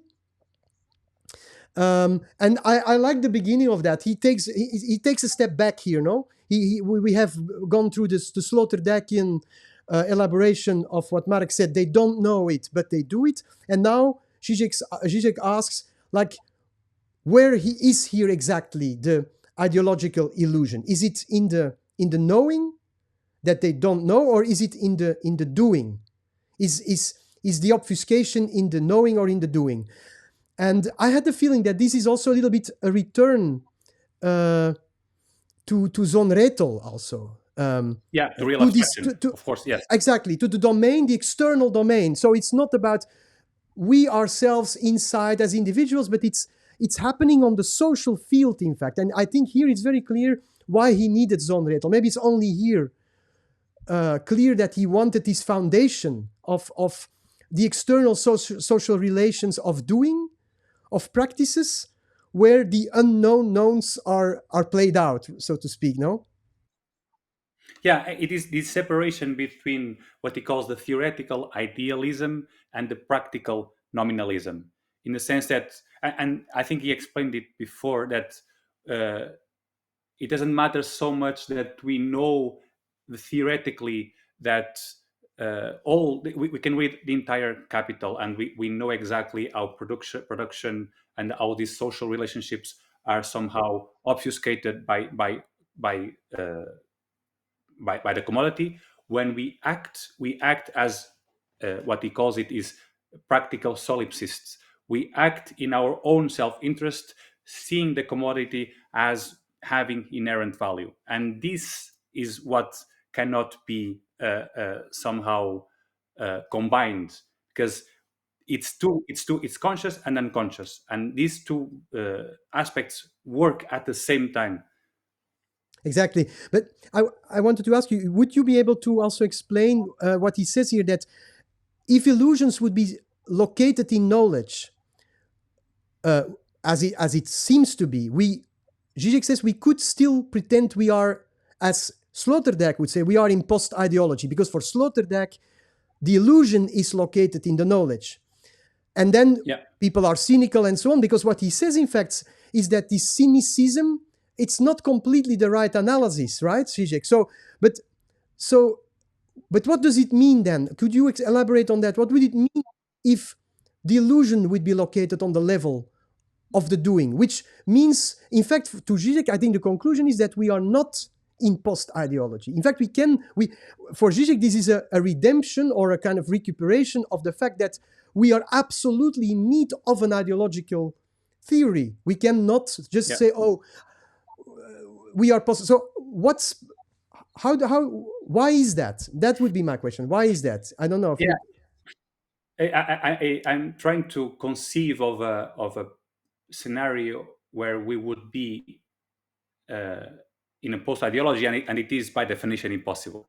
And that is, I think, Žižek's point, is that, and it's something that appears in New Historicism very clearly. When New Historicism, with all its differences, they all claim that the subject is the individual is the result of his context, and this would mean that the individual knows exactly everything that is going on, which is impossible. That's the point. That what keeps the ideology on its place is precisely the non-knowledge. is that when we do, we somehow delegate Yeah, the knowledge, absolutely. and we will see after also the belief of what we are doing into something else. I think he gives also this nice paradoxical example of freedom, that we would be for freedom, but then freedom is masking a sort of particular form of exploitation in practice. Nevertheless, we keep on following the idea how important freedom is. So there's a sort of split between what we nicely think, but then which gets, in fact, in practice, then contradicted in a way. And this is, but we don't know this somehow, or this is obfuscated, right? Yeah. Or And what indeed, even if we know it, even if we know it, when we do it, we don't know it in that exactly. moment. Is this constant obfuscation that appears in practice, that we can all know all the theory in the world, that it will not break the cycle. I think this is Žižek's point. Exactly. And in the next subchapter, that is on belief and faith, on beliefs, let's say, he tries to, I think, explain the mechanism of this. No, what you already said, this idea of delegation. So it's not only that that there is a displacement of power relations, like as he said before, with commodity exchange from people to things, but also on a more ideological level, because I think we are now on the level of ideology, if I'm seeing that, if that's the right way to see it, is that on that level, the same thing happens in the fact that we can be, we don't need to believe anymore, so to speak. We don't have to be engaged in these questions of beliefs, because we delegate our beliefs to the things, the commodities that believe and act beliefs in our place. That's, I guess, what he tries in this. Maybe I think it's your favorite chapter. Maybe it's a subchapter, I guess. No, this is the element. This is the thing, of course, of what he will only later discover, that he will call that interpassivity, or it's his colleague Robert Faller who would then coin it as interpassivity. But here he really maybe paves the floor for some thinking that will endure for a decade. No, this what happened, what he's thinking here. Yeah, it is a very interesting chapter and a very interesting concept that is born with Lacan. When Lacan talks about the Greek choir, he's already talking about this. Then Žižek takes it up can you to elaborate? the ideology critique. Maybe you should explain this Lacanian. I will. Yeah. The idea of Lacan is that, which book is that again? Of which seminar of Lacan is that? Is that the seventh seminar? I guess no. Yeah, I think I'm almost sure it's 7. But is it not about his catharsis? Yes, exactly. The point is that it's called the ethics of psychoanalysis. 7. The seminar. Yeah. So the point is that the Greek choir is this element that is on stage in a Greek tragedy to not only comment on the scene, but to give sometimes the opinion of the audience is the audience is somehow represented by the Greek choir, not only in the knowledge but also even in the emotions. The choir is there to feel in the place of the audience. So the audience is somehow free of this duty to be always emotionally engaged with the action, because the choir is there to do this job. And just to talk about a little bit more about interpassivity, of course, Lacan comes up with this, then Žižek uses it in this book as a critique to ideology. And then, of course, Robert Faller gives it a name. It's called he calls it interpassivity, but in the context of a critique to contemporary art, that it was following a trend of too much interactivity. So he wants to oppose it with interpassivity. And then Žižek takes up this term in his later books and he uses it often with the same examples that he gives here, and he already accepts this term of interpassivity. But could you still Yes, explain you were better, saying. maybe, what does it in fact exactly mean that we don't believe, but the things believe for us? Or Yeah. what would it mean Yeah, that we don't, also that, let's say, a painting enacts the emotions in our place? Now, there is also this very known example of Žižek that he comes home and he watches a comedy show with canned laughter, with this laughter that is put onto the thing, onto the show. And then he says, I don't need to laugh even. I don't laugh at all. Nevertheless, I feel somehow satisfied after watching this. So what does it mean, in fact, that what's exactly the implication that we don't believe, but the things believe for us? Maybe we should still... Yeah, the same. The main implication is that it's a very change of the definition of the word belief. For I think for starters, is that he claimed that belief is not an internal subjective event, but something that is external, something that exists in the practice. And here he recovers Pascal, who says that, okay, you don't believe in God, then fall on your knees, pray, and you will believe. It's the idea that it's not what you're not necessarily your interior changes, but the action itself is a form of belief that then retroactively makes you internally believe.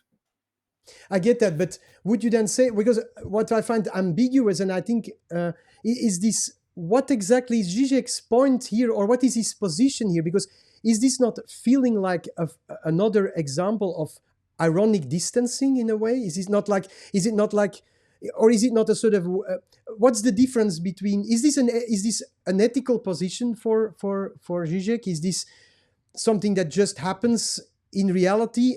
Is it a description of reality, or is it something that is a way out of the ironic, cynical position? Because what he says is we are still fully in ideology, and this is operative here.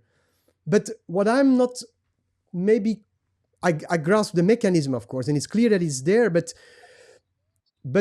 I have the feeling that if you read Žižek and you read Fowler also afterwards, that it's an ambivalent position. Like, it's never clear if it's now, like, there is this example of Fowler where he says an intellectual, an academic who would not read the books but photocopy the books, and the photocopier reads in your place, and you get in fact relieved from this duty. It's a duty relief. It's like you feel that you have to, so you can pretend the machine read in your place.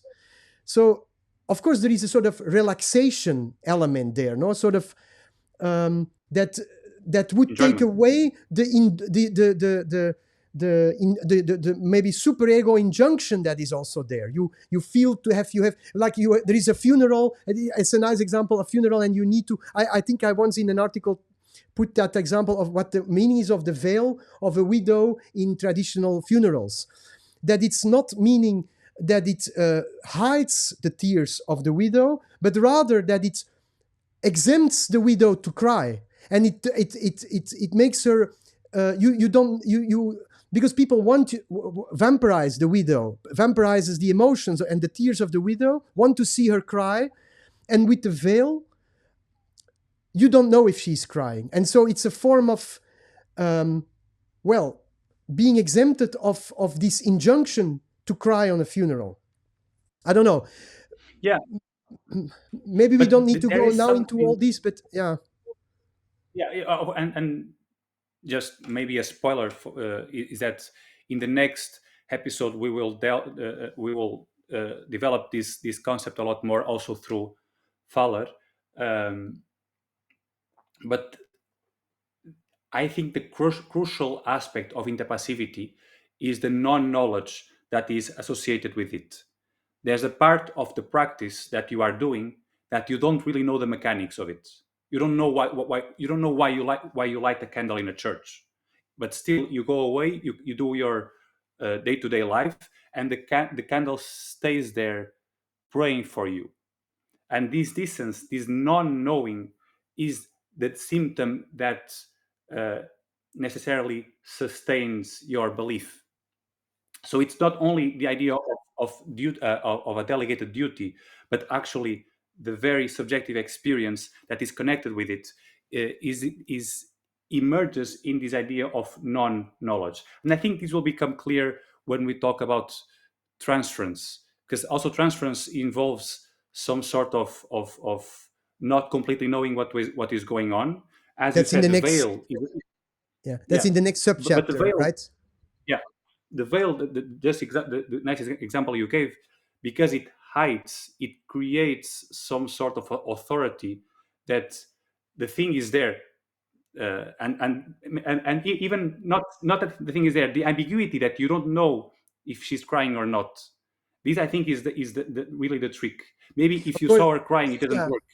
is the secret that of course that will evoke desire and so on, and Yeah, exactly. the agalma as an old name of the Yeah. object, the object cause of desire. But maybe just to end this subchapter, it's also funny, just a stupid anecdote a little bit, that this subchapter ends with, I think it's the first time this joke of Žižek that comes for the people who are a little bit known to his what he's writing about and so on, is this joke of the chicken, of the man that thinks he's a piece of corn, gets to a psychiatrist or a psychiatrist or an analyst, and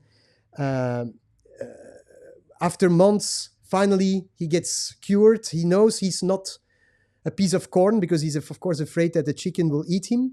So then he gets outside, and after 1 hour he already returns to the psychiatrist, and the doctor says, "But what's happening? You are already back, and you know now that you are not a piece of corn." And the guy says, "Yeah, of course, I know that I'm not a piece of corn, but does the chicken knows it?"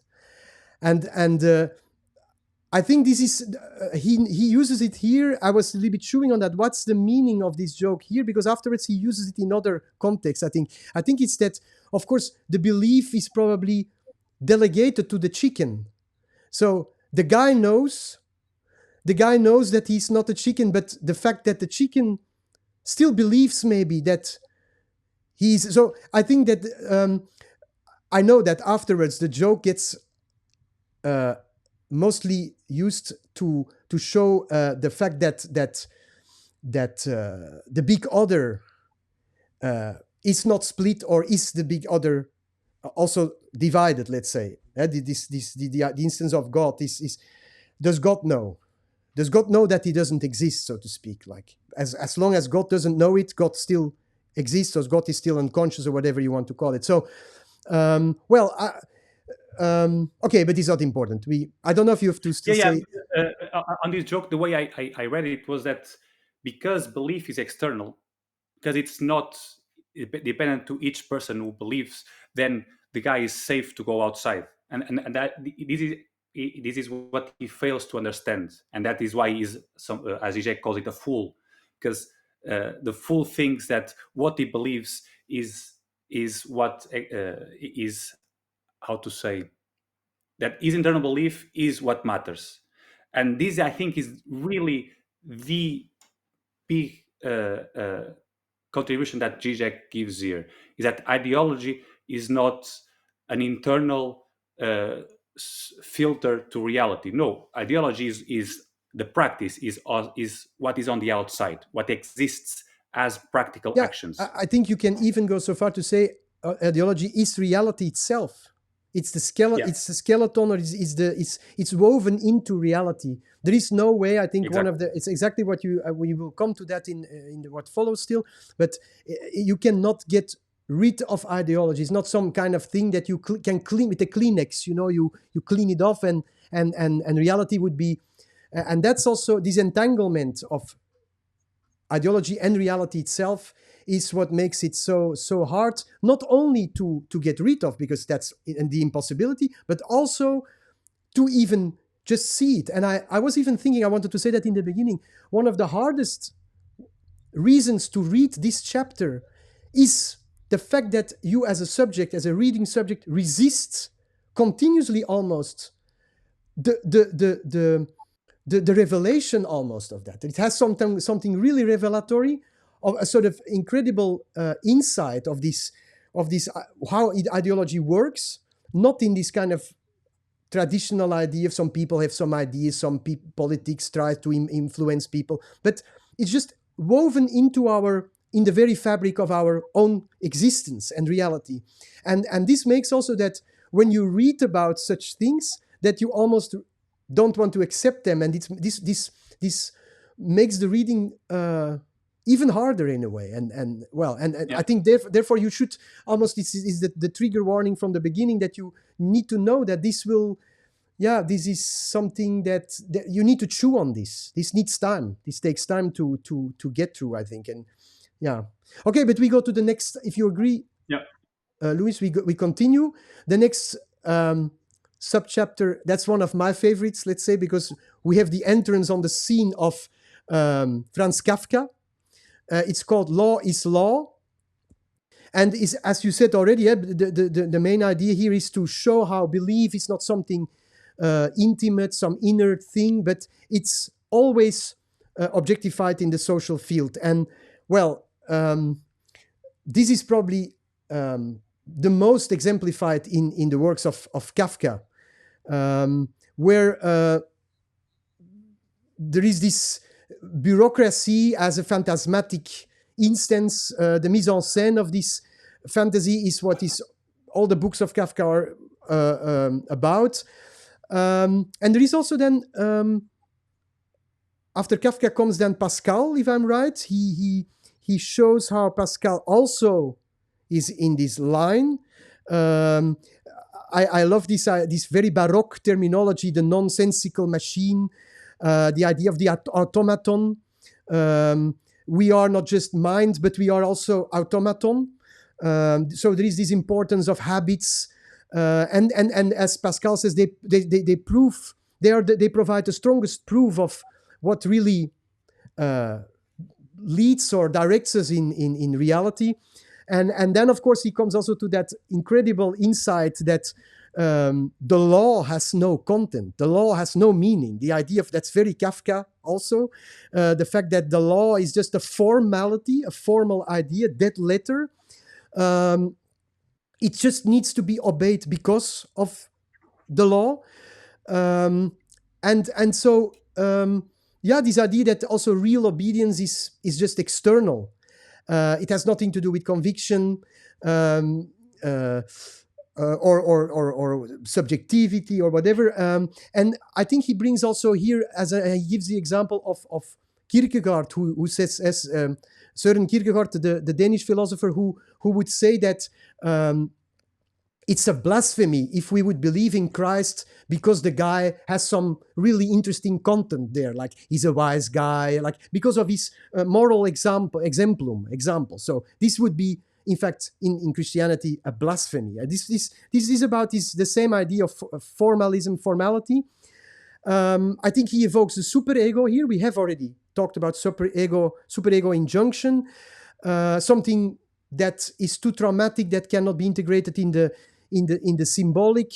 I don't know if you want to add something. There is this element of transference, right? That is very important here, probably.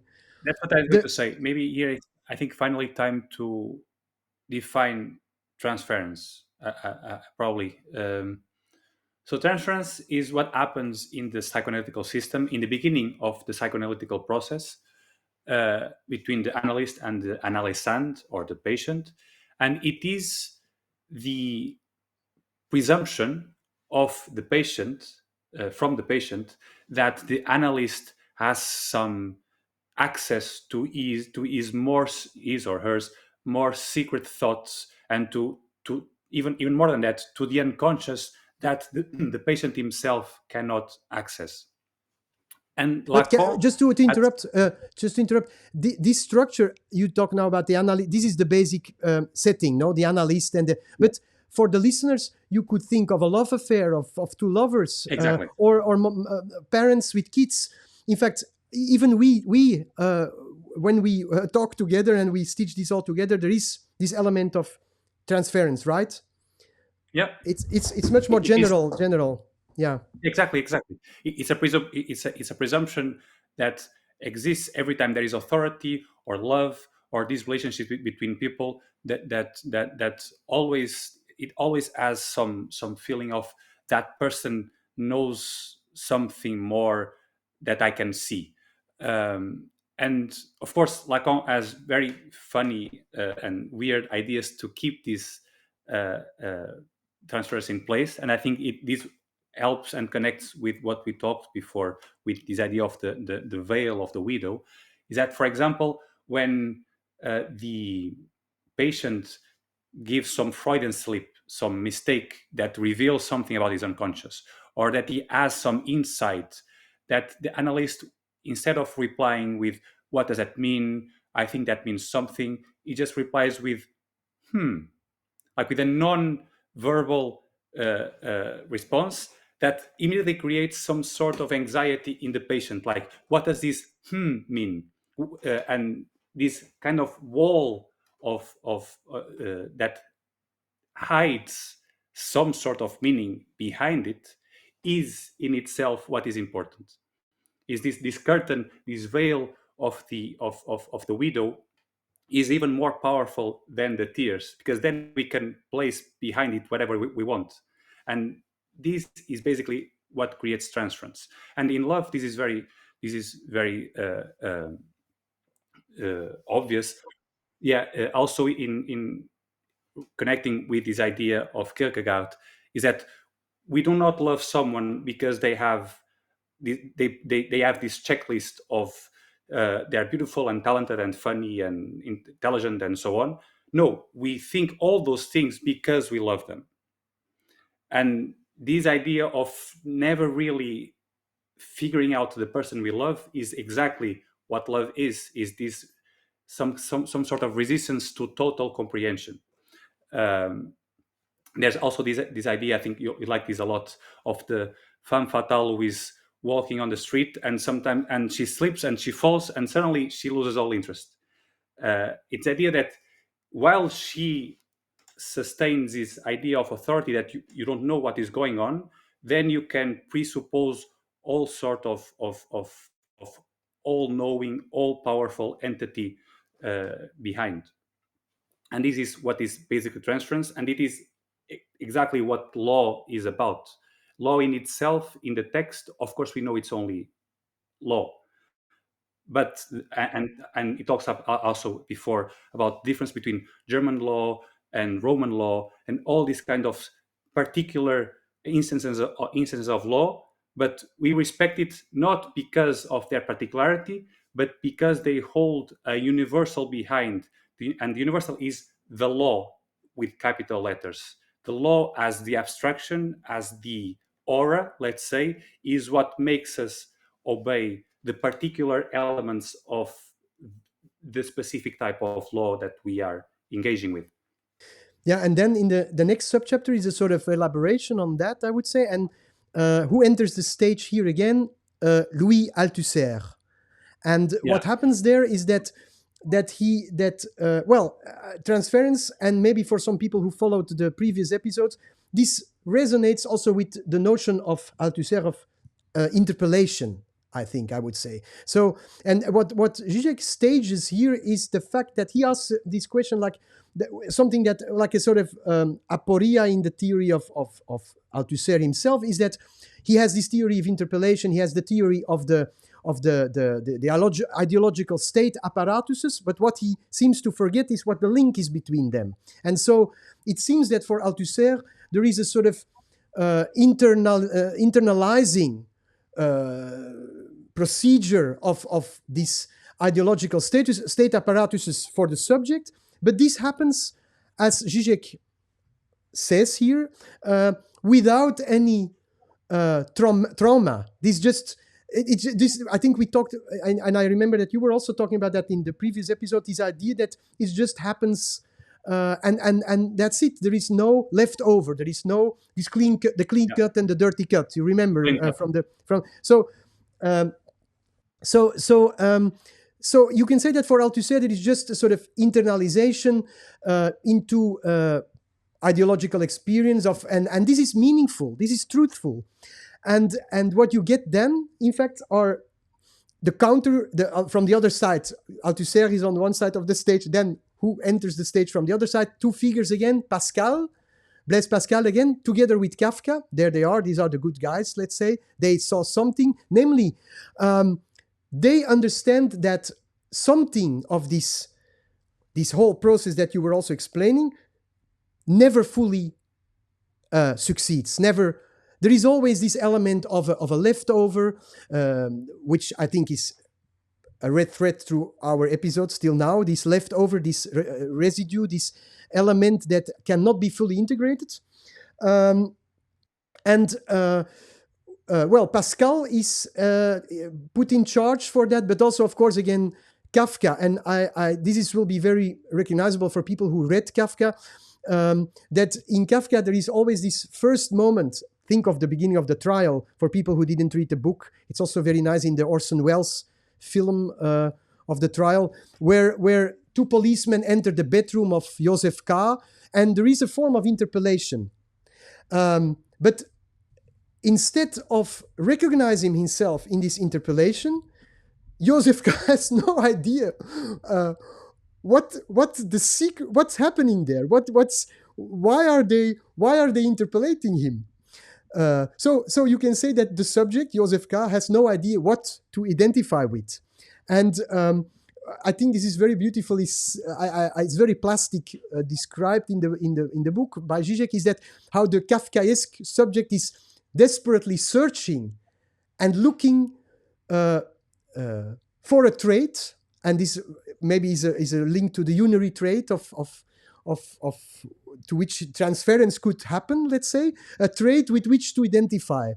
And of course, you think of the castle, think of the trial, where I love this idea that the whole endeavor of the protagonist of Kafka is just walking around in order to be able to understand why there is this interpellation. And you can say that he doesn't understand the meaning of the call of the other, the big other, let's say. And then he gives Žižek gives a sort of Lacanian explanation, which I like, and he says that before any symbolic recognition, so this is maybe very, very technical, but it's nevertheless nice to recall it. He says that the split subject is trapped by the big other through what he says a paradoxical object cause of desire. We have already talked about that's the objet A, that's this weird in the midst of it all. And what I like a lot is that it's very clear, you said it also already before, that this being trapped by is exactly this element of the secret.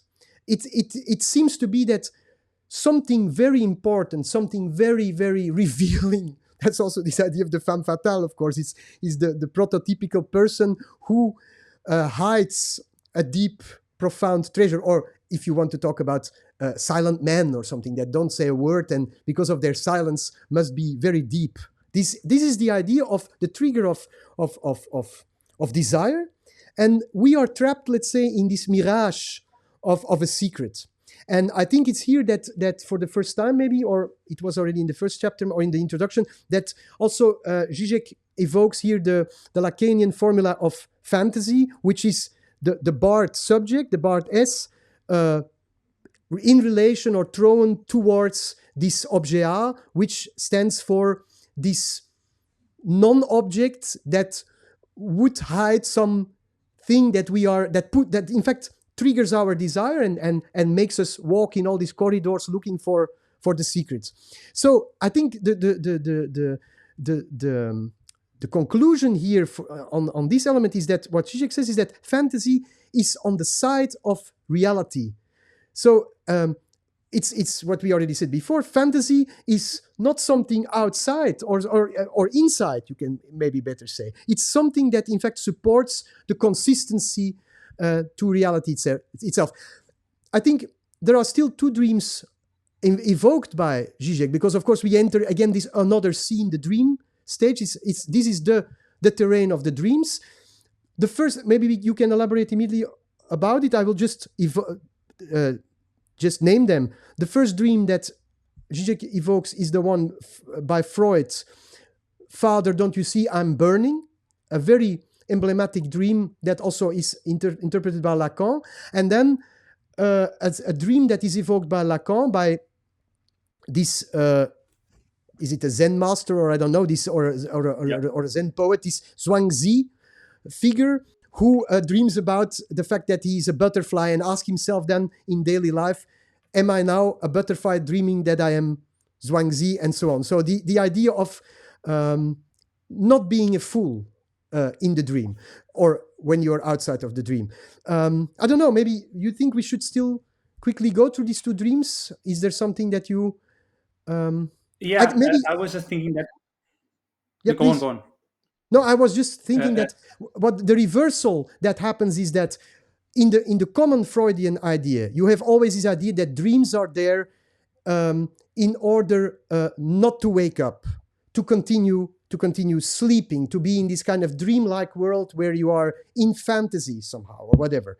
Or for Lacan, it's the opposite, and I think it's the absolute correct, important, crucial corrective of Lacan. It is that the dream is so traumatic that you have to wake up, and that you can, in fact, in daily life, sleep on.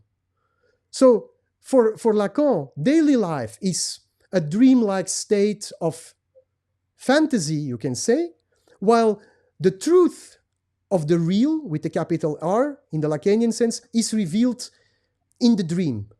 The butterfly is the real of the dream of Zhuangzi, which can then be cherished as an object, whatever.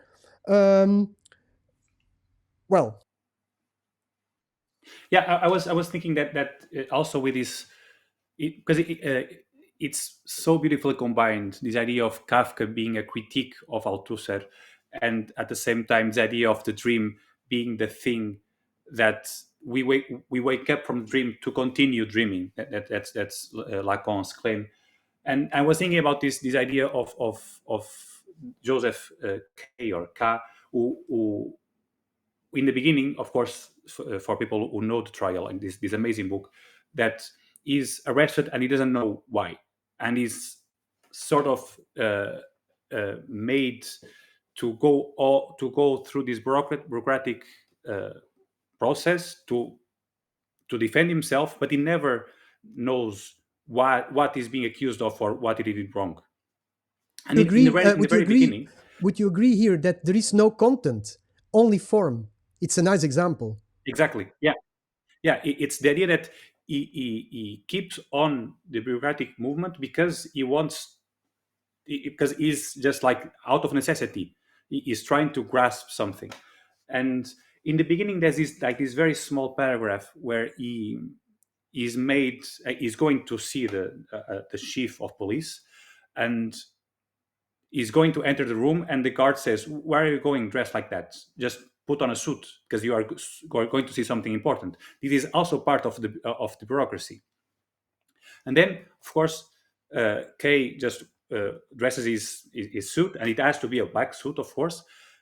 And then he thinks for himself, well, the guard forgot to tell me that I needed to take a bath, to take a shower.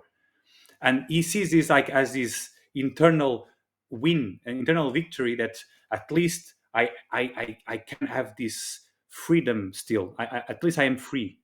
And this is what the dream here acts for Lacan, is that what we really desire is what appears in the dream. But the thing is, what we really desire is often too traumatic. So we wake up, we revert to practice, we revert to the things that we do not want, because we do not want to confront the thing that we really, really, really want. And of course, Žižek has this also another twist on this concept, that he says that we have a name for a dream came true, and that's called a nightmare. And all these twists and turns that Žižek always gives on these concepts. But the point here is that the practice is held by our escape from the reality or the real of our desire. And I think this is it's such a beautiful short circuit. I was going to say connection, but it's really a short circuit between Kafka and Lacan through the dreaming analysis. And then I think we move to the penultimate subchapter. So we are reaching the end, which is just an elaboration on this fantasy. I think we have already talked about anti-Semitism, the idea of the Jew who is a pure formal element. It's also, in the beginning, he gives this nice example. I like that example because it's a sort of nice nuanced idea of what Lacanian theory is not about. He gives this example of a science fiction story where a person discovers that all the people around him are automata or robots, whatever. And also, in the end, he himself seems to be a robot. And then Žižek says this is similar to this Escher-like situation of two hands drawing each other. But he said this is this kind of like what he calls the universal play of illusory mirroring, this mirroring situation where, like in an Escher drawing, this is not properly a Lacanian analysis. Why? Because what is forgotten here again is this hard kernel, this leftover, this thing that cannot reduce to such a nicely total mirroring play, you can say. And he says then also here that exactly what you said already before, that is the dream that gives access to this kernel. And well, I think this is, we are again here to the beginning a little bit of where the invocation of Sohn-Rethel, that only the unconscious activity gives us access to this kernel. I see again a sort of resonance with the formal analysis of the commodity here. And I think then Žižek puts this question like, how should we break out of this problem? And well, the answer was already in this dream of this Wangzi, of the things of Kafka that you just elaborated on so nicely. I think it's the idea that we need to confront the real of our desire that is announced in the dream. And I don't know if you still want to say something about this chapter or other subchapter. Otherwise, we go to the last one. But I think this subchapter. Although I'm not sure what does it mean to confront the real of our desire. Is it even possible? Can we even do it? That's, I think, because the conclusion of and this is also relates to the last section of the chapter, is quite pessimistic. Is that how to escape capitalism? What does it mean to access the real of our desire? Is it even possible? And if so, is it even possible to break out of capitalism in this sense? I think is the question that I think it leaves unanswered. More than that, it is the question that has been the subject of all his philosophical work for the past. Yeah, exactly. Because what you do years. now, and that's also indeed how he ends. He from this very almost like macroscopical analysis of the dream and the object of desire in the dream, he extrapolates. He gets more of this telescopic idea where he brings up suddenly this homology between, of course, which is in fact we could, I think, go on for a whole episode on that. It's the discovery of Lacan, I would say, and which is in fact like a little bit the rabbit out of the hat here in the end. Lacan, who in Seminar 16, if I'm right, finds this or corrects Marx or brings up something that Marx didn't see, namely what based on the notion of surplus value, the fact that something more is produced that will be then appropriated and so on, the surplus value by labor power, which for surplus value, which then will be transposed to psychoanalysis by Lacan, and what he calls then surplus enjoyment. And this is, I think, like it's the crown a little bit to, I think, not going into the content then in this pessimistic content truth of maybe what's said there. Pure formally, I think it's a little bit like sort of spectacular ending of this chapter in a way. Like it shows how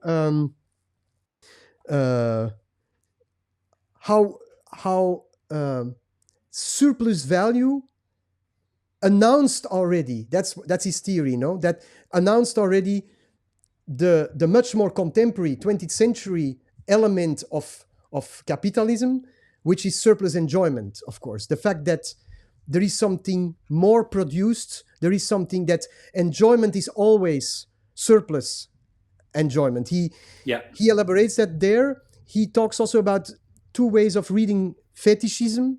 I think that's the starting point. I don't know if to go on that, the fact that for Marx, fetishism conceals something positive, social relations. For Freud, Lacan, of course, it's the opposite. The fetishism is always the obfuscation of an absence, of something that is lacking. So and from that out, he comes to that idea that Marx didn't really see that there is this leftover of the real, the fact that this element that cannot be symbolized. I don't know, maybe you could still have a last word on this or a last comment? Yeah, it is because it takes this idea, this quote that also in these pre-talks you mentioned, this idea that limit of capital. The limit of capital is capital itself. Yeah. He ends with an analysis of that. Yeah, exactly. And he first looks at it as his historicistic Marxist interpretation, which is, I think, summed up quite well in this very famous quote by Marx, that is that the last capitalist will be hung in a rope that he himself sold. The last capitalist we hang will be the one who sold us the rope, Karl Marx. Oh. Okay.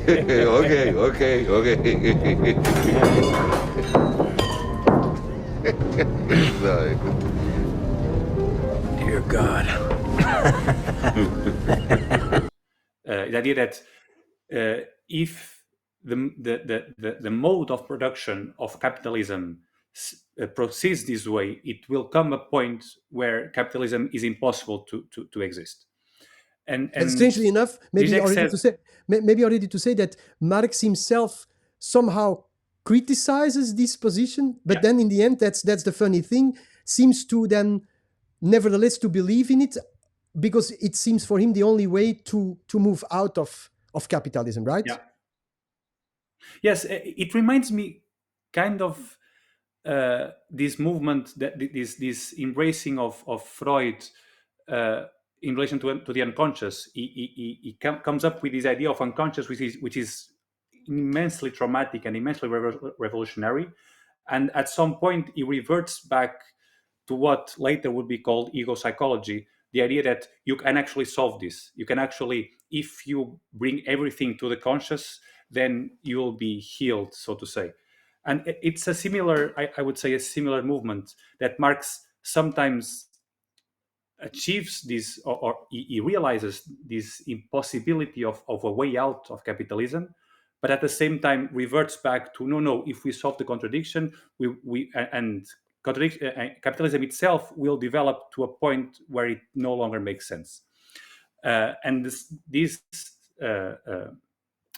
point that Žižek says that Marx, as you said, also accepts somehow, is that, well, this unbalance is created by the surplus value, exactly, is the feature of capitalism. Is that it's not something that if you somehow subtract, then the system will be fair and it will work perfectly. No, it is these imbalances that creates capitalism itself. And then the question would be, so what's the alternative? And here Žižek doesn't respond to that, even he seems too pessimistic, but relating it to everything we already talked about in the entire first chapter, it is always to do with this idea that, of course, we know the surplus value is the unbalancing ontological aspect of capitalism, but at the same time we repress this movement every time we act in capitalism, every time we buy and sell things. Exactly, yeah. Okay, so I think we are at the end of this chapter. So next time we will make a little excursus. I think that was the plan, to go to to dive a little bit into this concept of interpassivity, even more as it is has been conceived by Robert Faller in at least one or two books of him.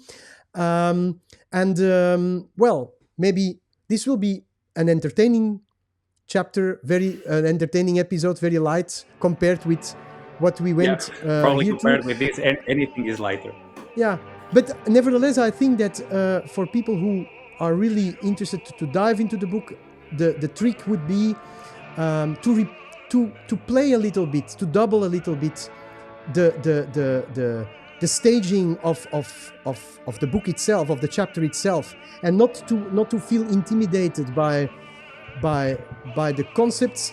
Also, there is a sort of, I would almost dare to say, a sort of strange repetition drive, also some retroactivity all the time happening. I think I hope it will be clear also in the way we talked about it, that some things always come back and retroactively will get a new meaning or get some meaning, whatever that would mean. Thank you, Luís, and see you next time.